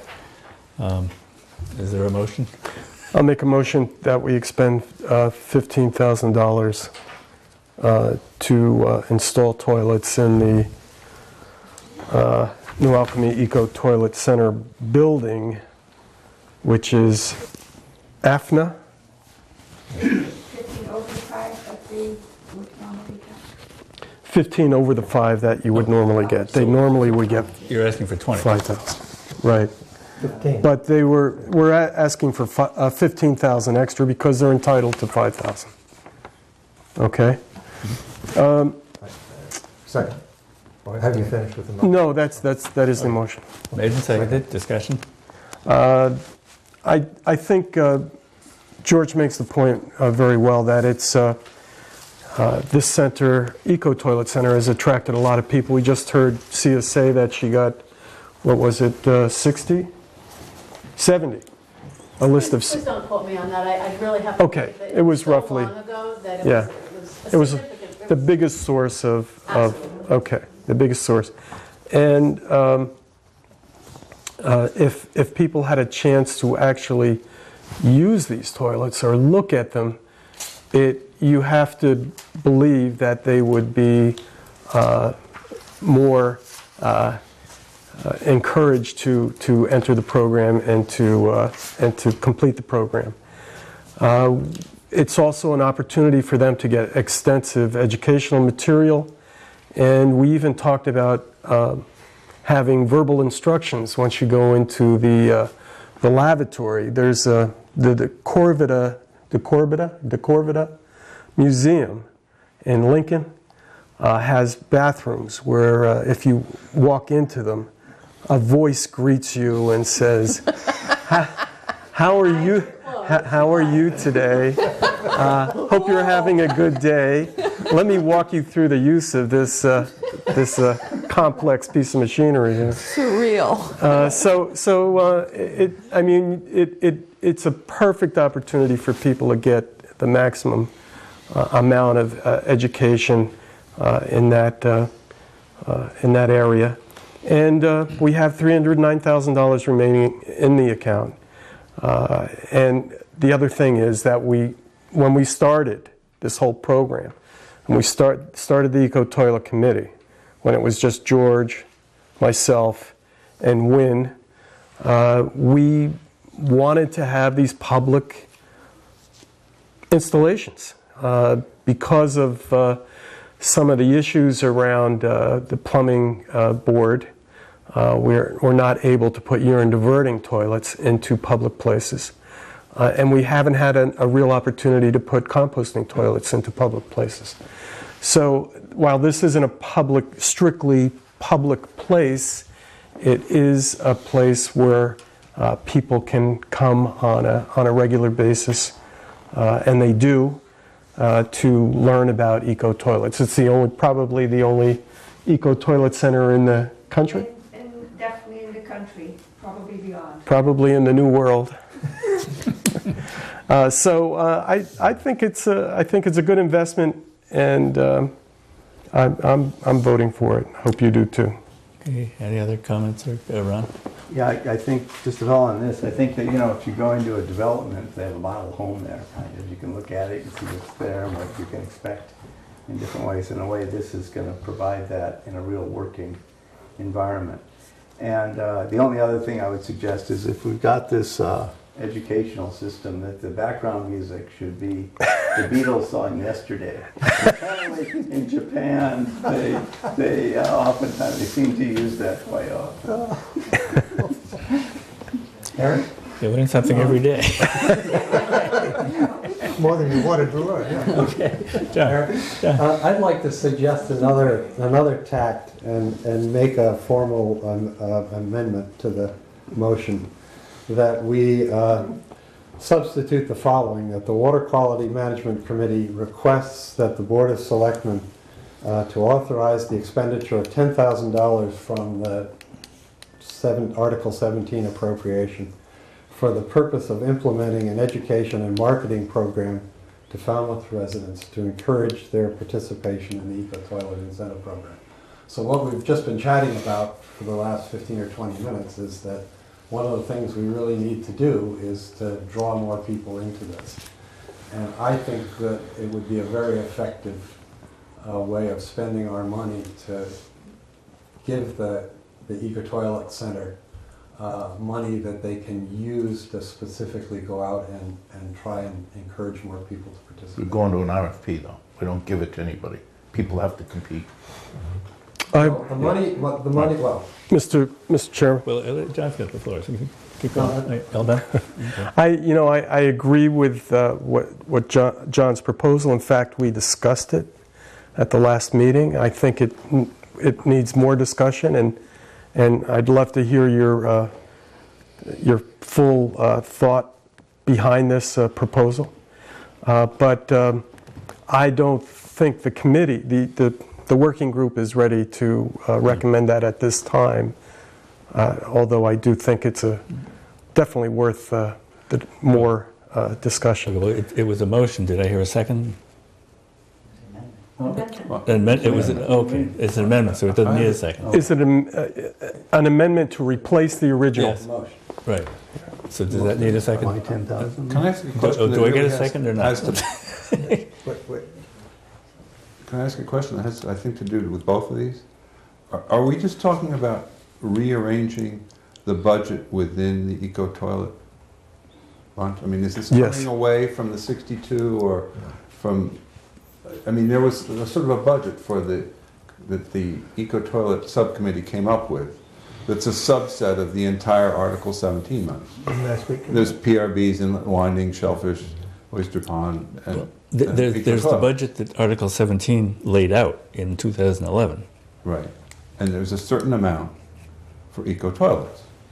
It's very large compared to $20,000. I've forgotten what it is. It's $500,000. Right. And are we just, is this just spending that $500,000 in a different way, or is this asking for another $20,000? No, it's, In a different way. A different way.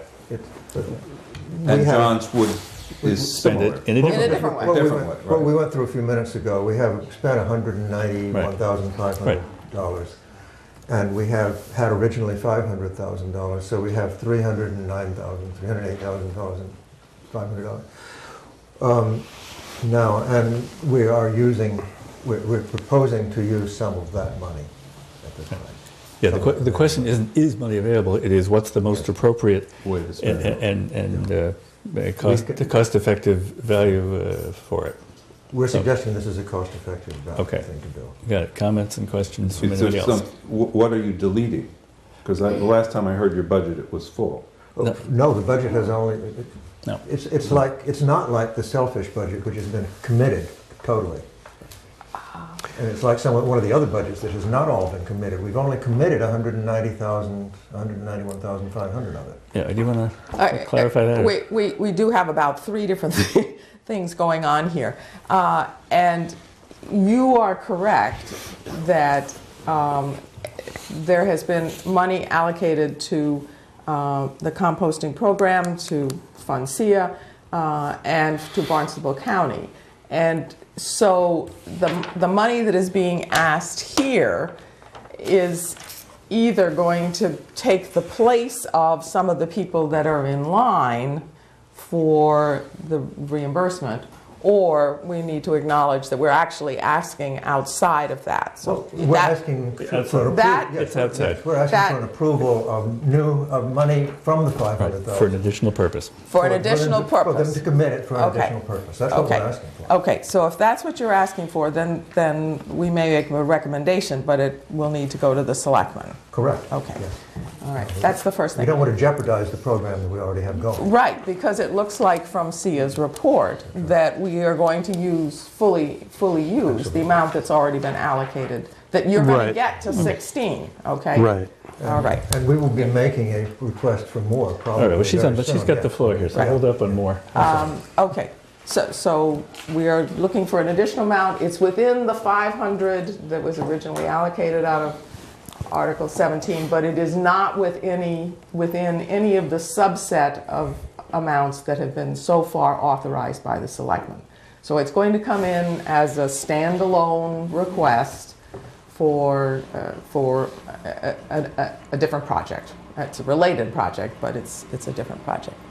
Yes. All right, that's the first piece. The second is John has made an amendment to the main motion, and it didn't receive a second, and I do think we need to I mean, I could second it for purposes of discussion, but I think it's an idea that has a lot of merit. Yes. But I also hear, committee members saying we need to talk about this a little bit more. And so I'm going to defer to Matt at this point. And we already started talking about it. We think it's a great idea. What I'm proposing now is let us come back at a subsequent meeting and get a vote from the Water Quality Committee again on that specific kind of proposal. And we'll take both to the selectmen. Well, we understand you would take both.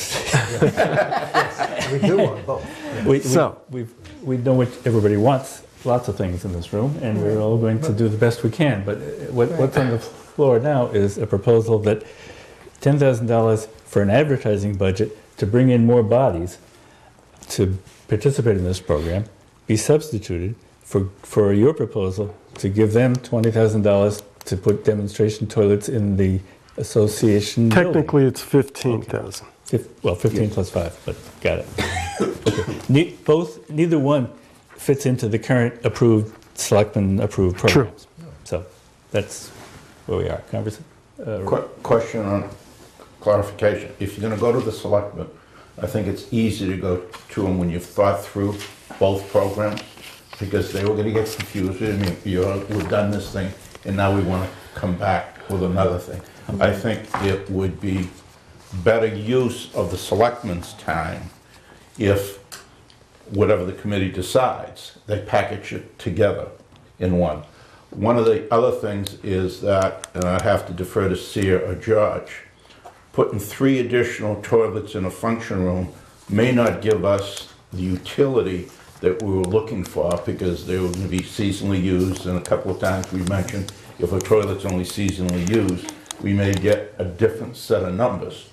By the same token, it's up to the applicant if they want to put one in, if they're eligible. I haven't heard of any outreach to the vendors to say, we're going to install one. We would like you to volunteer one, because you're going to want different types, I imagine. So people can come in, they can use the one that the center chooses. The other 3 will be on display.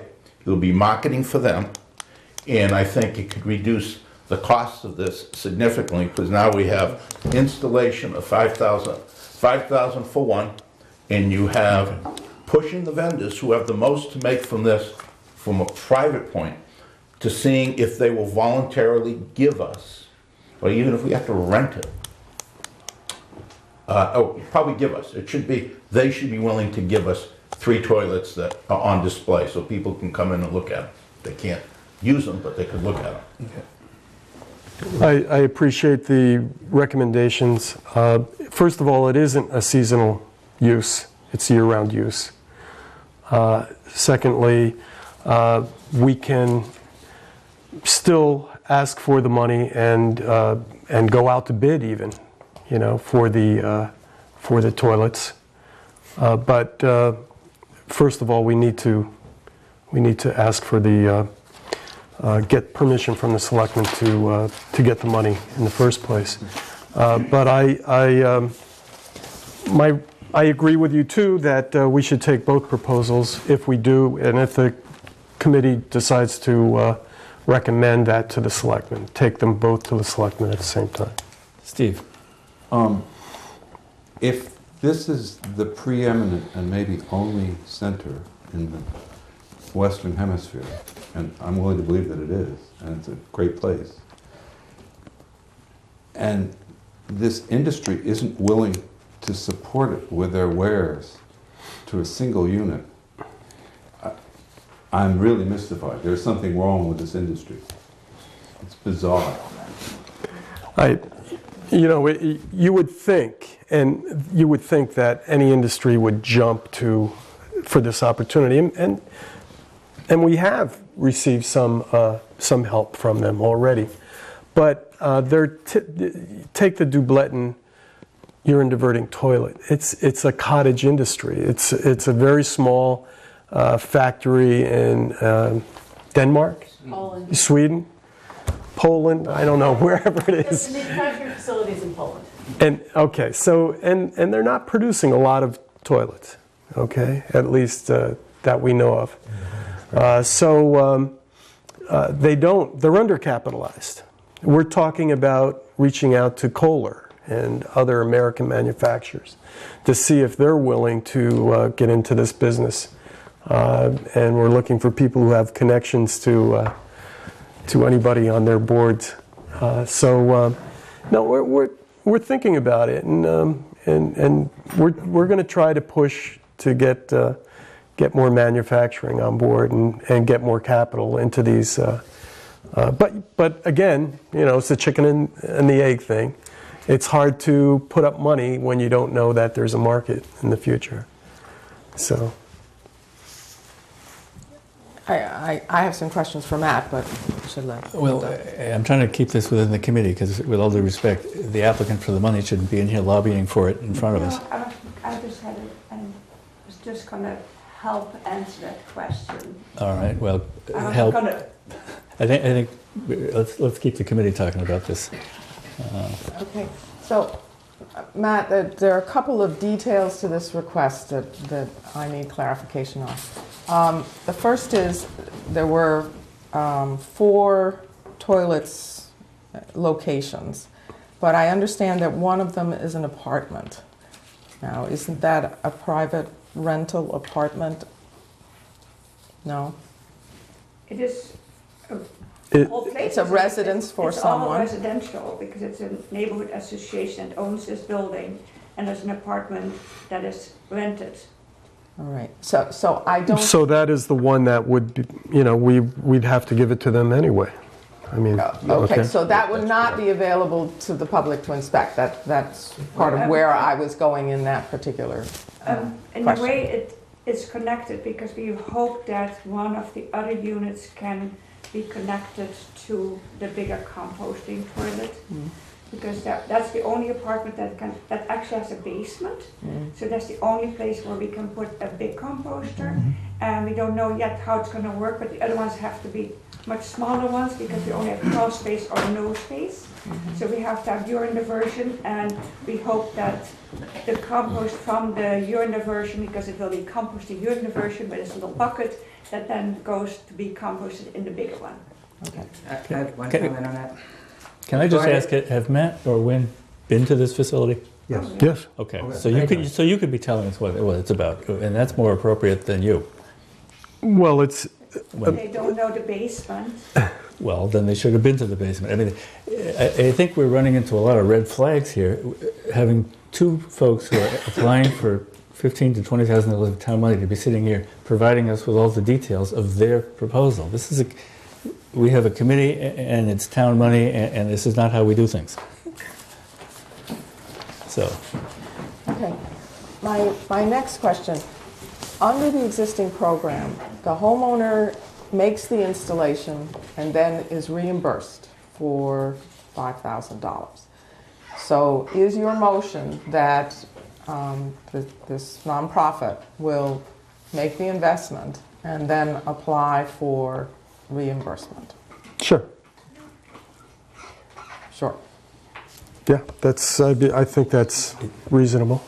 Okay. Right. Okay. I'm inclined to support helping the Eco Toilet Center because of its public education, but I really am troubled at the high dollar amount. If it were, an additional, so that in fact we were doing 10,000, I see that as justified, but I'm really having trouble with it being 20,000 total. Again, it's 15 extra. The $5,000 is something that we would have to give them anyway. 5,000 out of the 20,000. So the request over and above is 15,000. I've run across a few issues here, and in a way we're debating 2 proposals that both of you think are highly desirable. It's his on the agenda, have we said? It's an amendment to his motion, What has which it? is well within the scope of what we do here. But has it been, are we discussing that? Yes. Well, we're discussing both, obviously. But let me just throw a couple of points out here. If you do something that you are proposing to have a number of eco toilets in a facility like this, I believe that you can't just say we're giving it to this particular facility. I think it has to be put out so that other nonprofits who might be interested in having a similar display at their place, or a similar installation at their place, would also be, excuse me, It's like a nonprofit. oh, it's not a nonprofit, all right. It's okay, other entities, okay. But let me caution you. The committee is going to have a conversation here without your help, okay? We'll hear public comment later, but this is a committee discussion. Okay, so it's going to have to be an RFP. I don't think you can just say to the selectmen, provide this amount of money for this particular entity. Thank you. You would have to go to them. First, they would have to set up a separate program because it doesn't fit into any of the programs they've already approved. And second, it would have to be an RFP that was available to others, not just to one. Second, I think it's unfair to all the other people in this program who have been told, we'll get $5,000 from the town and we'll have to pay all the rest of it ourselves. What we're saying to this one special entity is, we'll pay for the whole thing. You pay for none of it yourself. That, I think, is unfair to all the people who have already signed up for this program. To have this one particular entity singled out to have it all paid for. And third, we're going to get back to what the whole point of this program is about, which is, as Sia started at the beginning, and we've all started at the beginning with the understanding that the idea was to put these things in the ground and have George test them.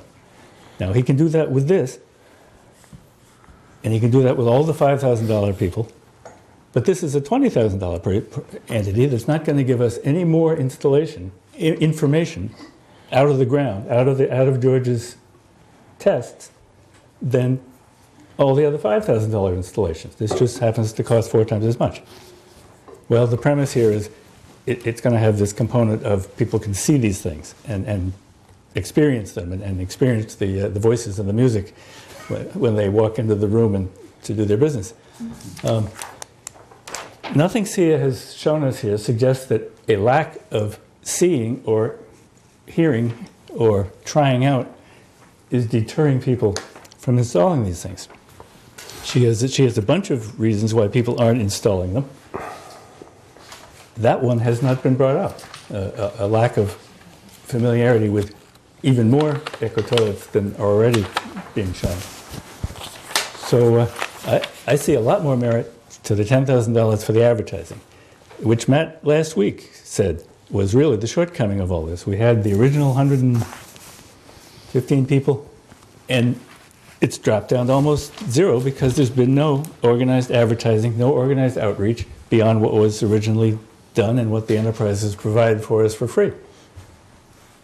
I think a $10,000 advertising campaign, which would be open to all bidders, to put together a program, not a consultant thing where they tell us how to do it.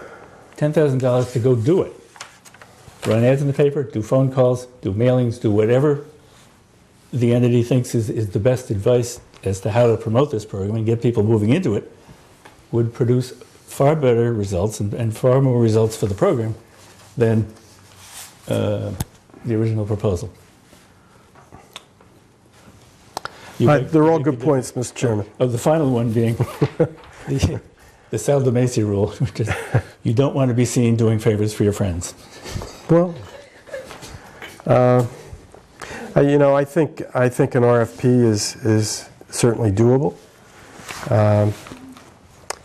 The real benefit in this is the educational opportunity that we're providing people, and as far as the data goes, and whether or not if people had more experience with these types of eco toilets, the question I don't think was really, I don't know.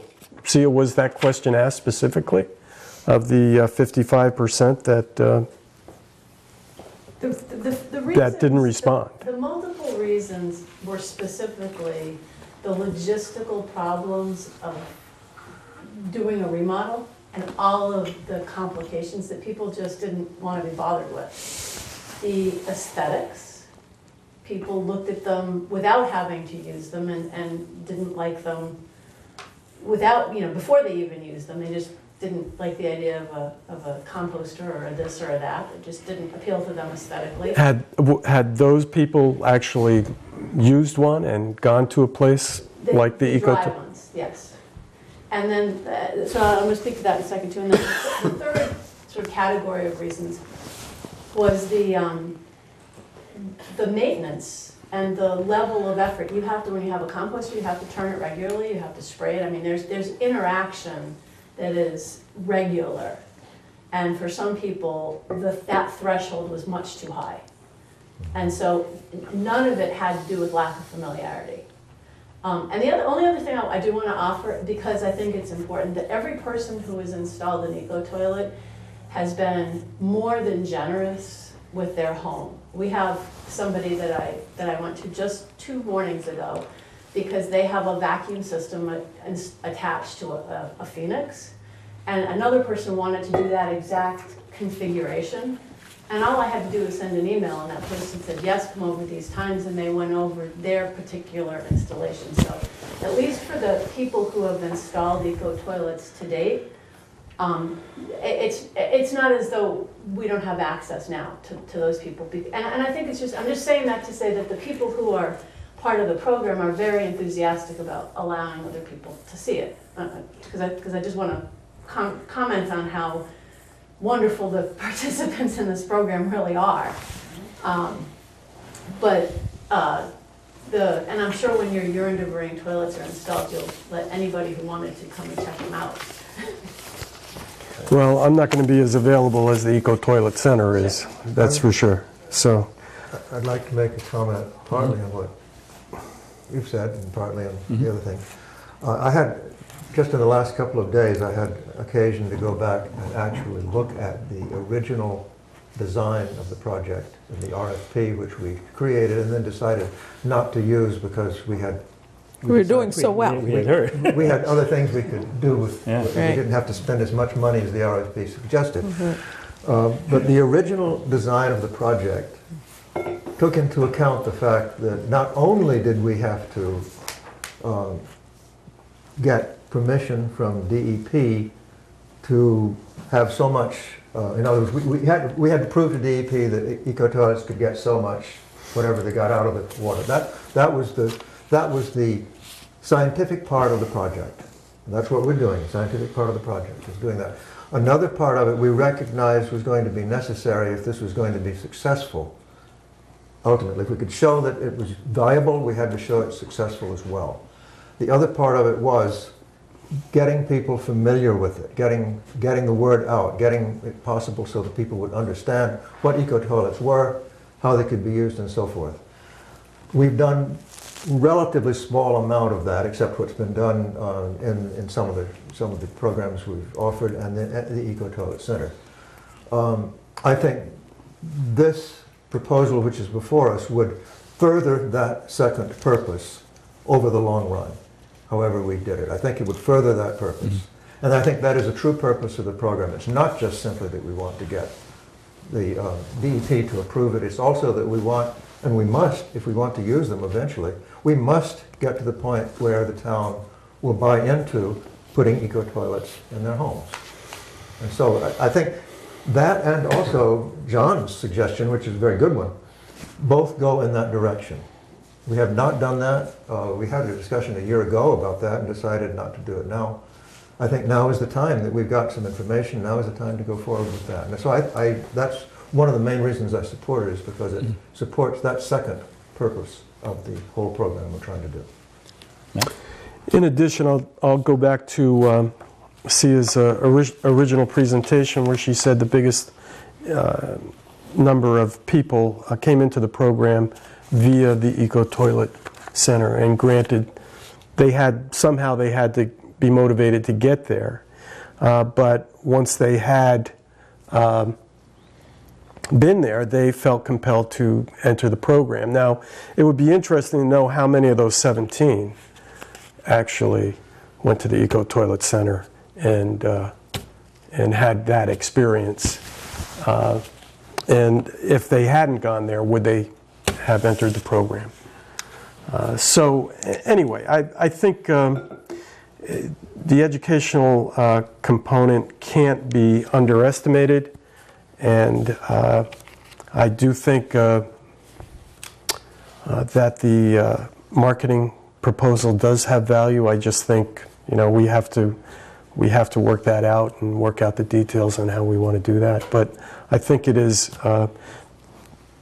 two together would be an excellent proposal to bring to the selectmen. Can I ask a technical question? Yeah. The entity that would be receiving this money,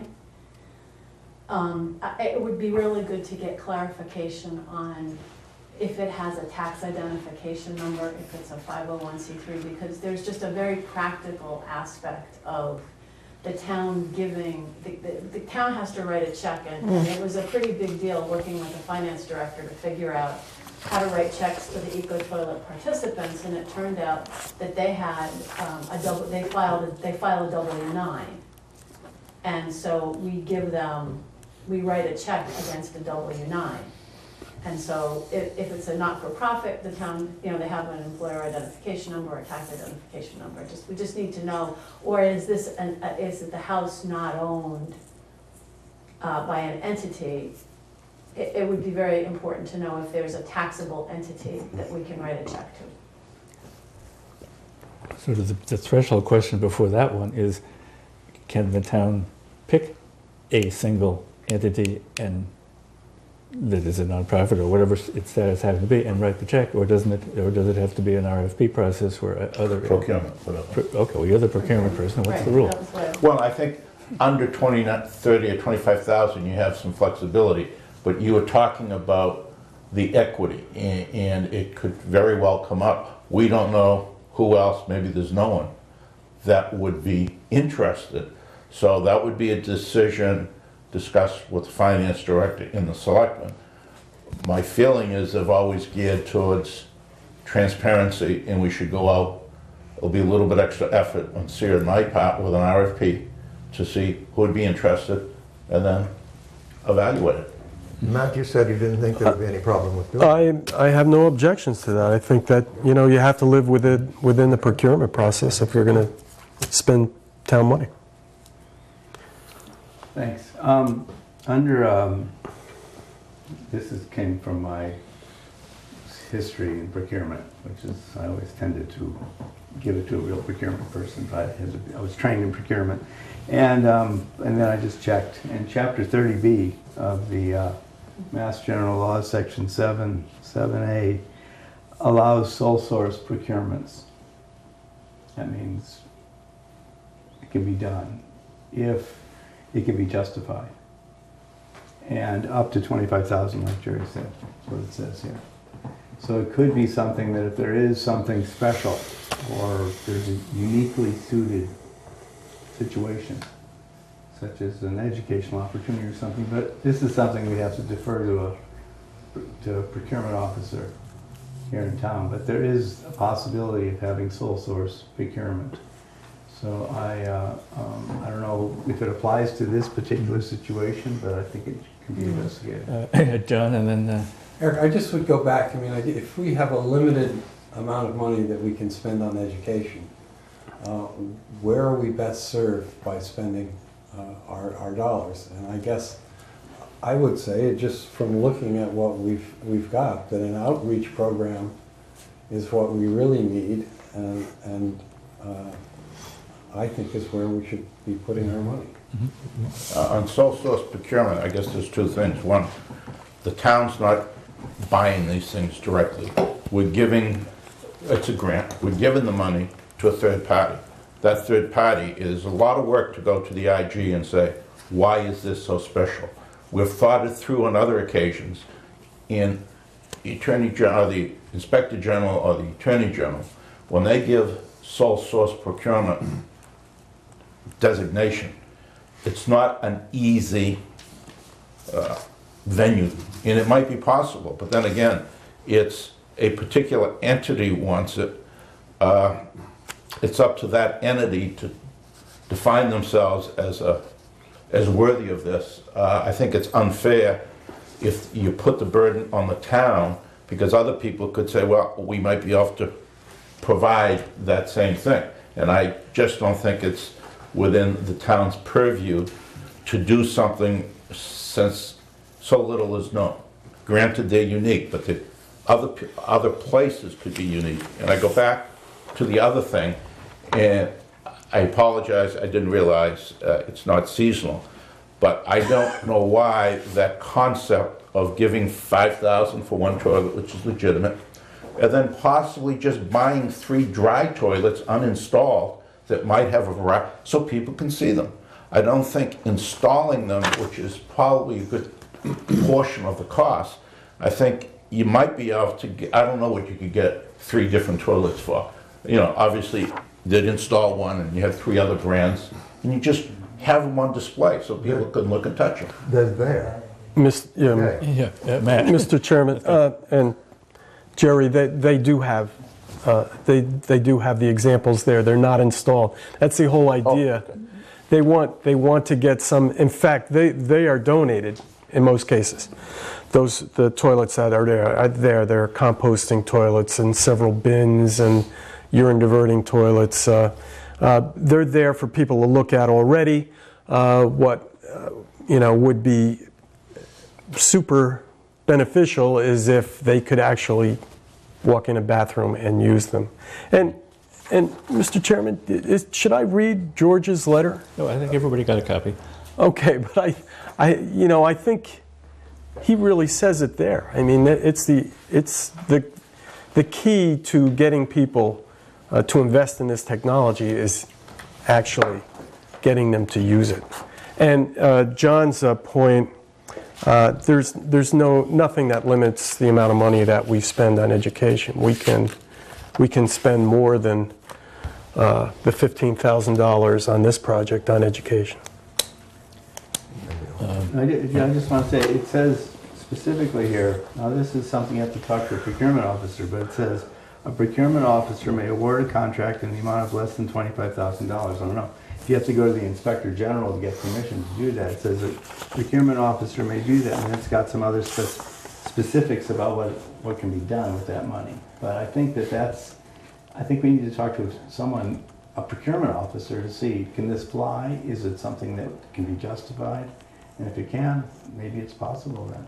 It's just that if we're talking about procurement, then if it's that unique or whatever, we can find out if it can be justified. Steve. Matt, the manufacturers who've donated the toilets that aren't hooked up at the Eco Toilet Center, they don't want them hooked up? Well, Because they're on loan. Yeah, they're on loan. That's even the donated ones. There's money involved with installing these things. Right. Just the permitting process. It would cover the cost of the units. I don't know. I don't really know. But it's one thing to have them on display, for people to look at, another to have them available for people to use. So that requires 2 toilets of each variety. So I'd like to. This is it's casual empiricism, if you will. I've been to the Eco Toilet Center many times. I've been there when there was meetings there. I've also been there to help volunteer on Saturday mornings to keep it open so that people could come. On many occasions, when people have come through, they've asked me, "Do you have one I could see? I could use? Is there one here that's installed? That's used?" No, people do ask about that. I think it's something that people would like to be able to do. It's something I think that's valuable. So that's casual empiricism. There are people who are interested in doing that. I don't offer that as any more just. I also think that in connection with the. I tend to agree with Jerry that it would be good not to make the. I'm with you. It would be good not to make the appearance of paying for our friends. That an RFP would be a good thing to do. Would it be worthwhile having an amendment to the motion that we put an RFP out for this, or that ask the selectmen to do that? Would that be Or another thing also, this evening we've gone far beyond just asking the selectmen to approve the money. We've talked about how they would do it, but lots of details we've gone into, which we need to know about, but we don't need to put into a request to the selectmen.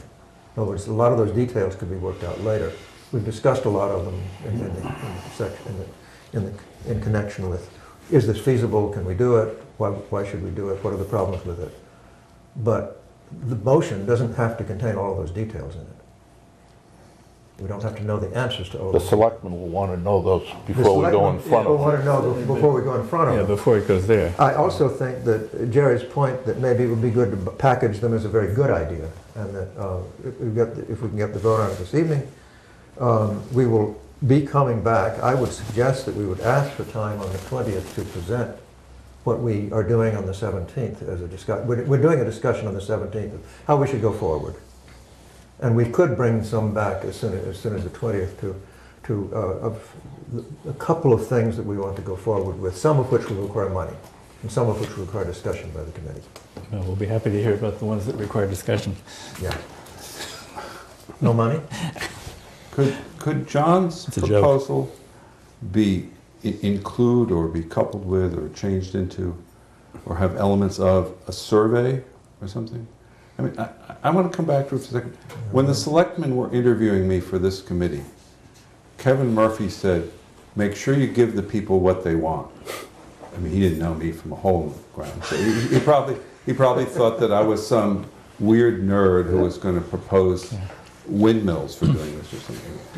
And so I keep, and he may be right, and I keep coming back to wanting to find out what the people want, because I think I mean, sure they work, and if we all lived in this ecological way, the world would be a better place. But I'm not sure the people of Falmouth want it. And now in connection with this little pond group, there's the perfect opportunity to ask a real question.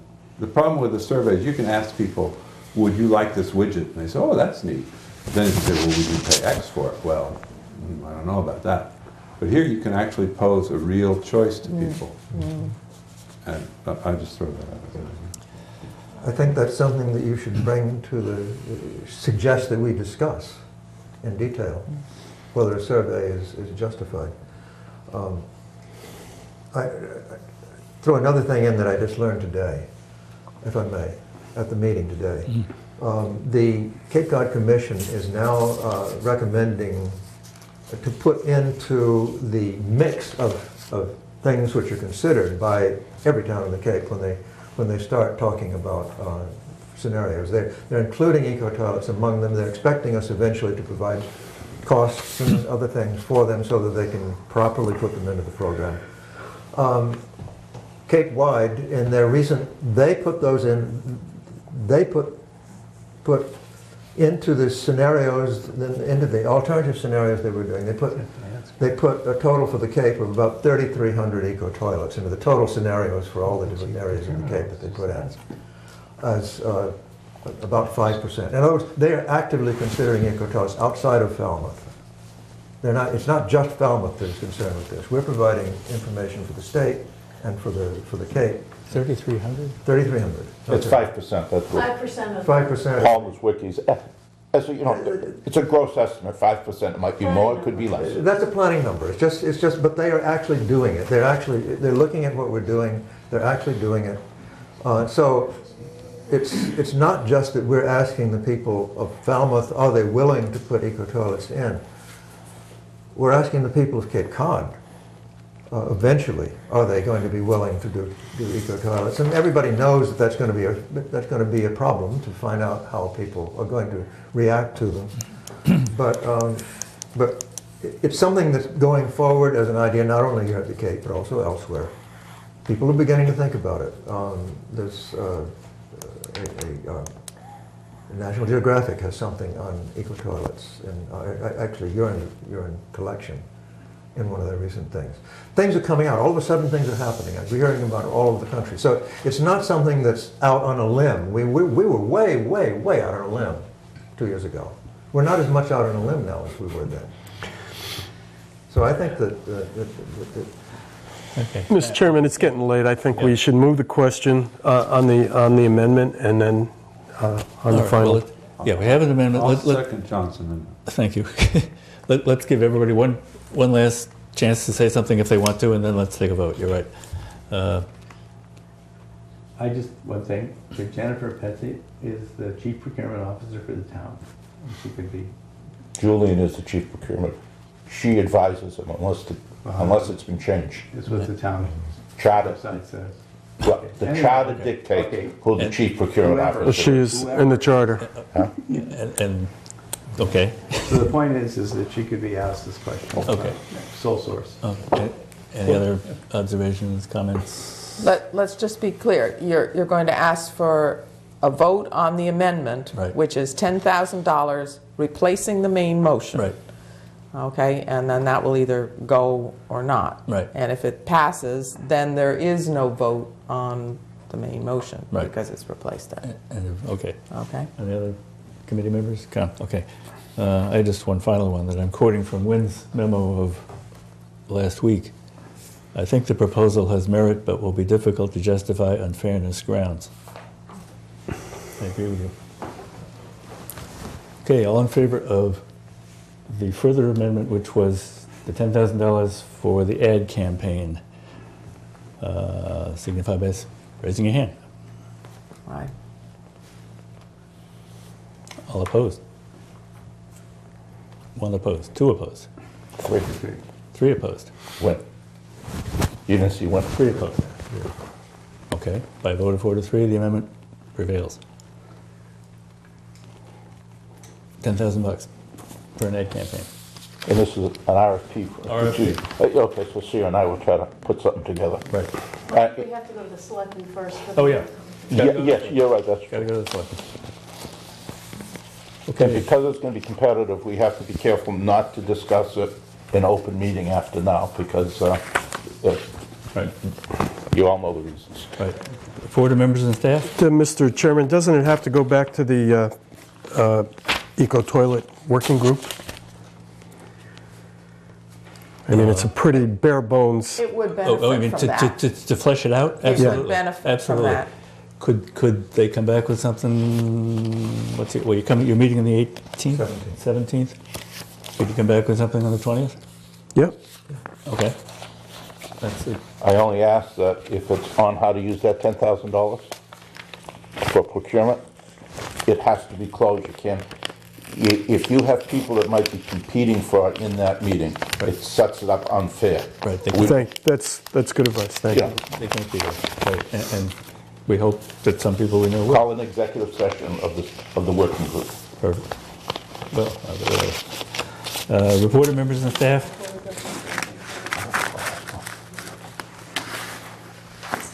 Review and approval of minutes of prior meeting. Virginia, did you want to say something about the AT and the nutrient bylaws?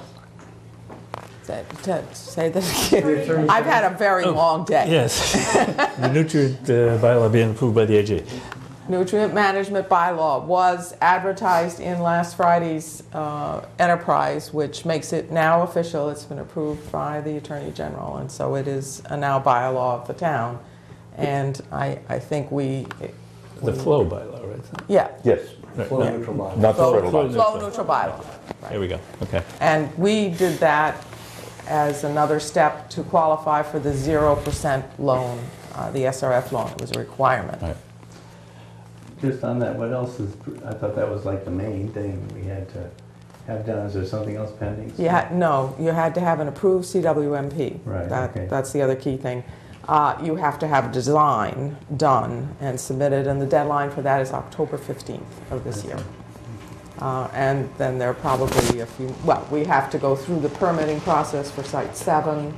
That's a review of technical information, and so there are details part of the plan. Right. As far as what town meeting has to do, Do. it's been done. That's right, we've passed town meeting. That's been done. Quick report, the Cape Cod Commission had a gargantuan meeting this morning at which Falmouth was the star. Wouldn't you say? They didn't mention any other towns. I agree. Chatham. We were. Well, Chatham. Right. Wellfleet, but we were the star.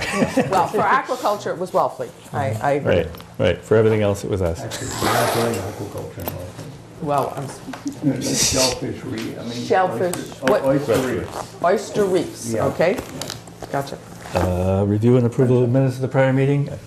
Anybody have any comments or questions? Everybody got them, I guess. And any comments or questions about that? All right, move to accept the minutes would be gratefully received. So moved, seconded, all in favor? Aye. Opposed, nay? Matt, we need a motion to adjourn. You're going to announce the DRI hearing? Oh, DRI hearing on the 11th, Next Tuesday. Tuesday, 5 o'clock at the library.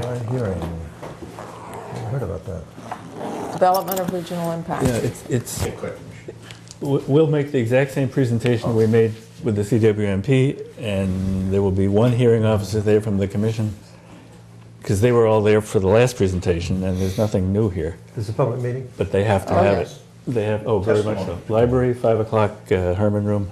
Can I just alert the advertising subgroup of the Eco Toilet Working Group? Yeah.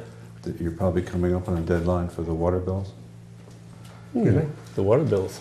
Oh, the spring water bill, oh, by all means. Low cost. By all means, we will. way under $10,000.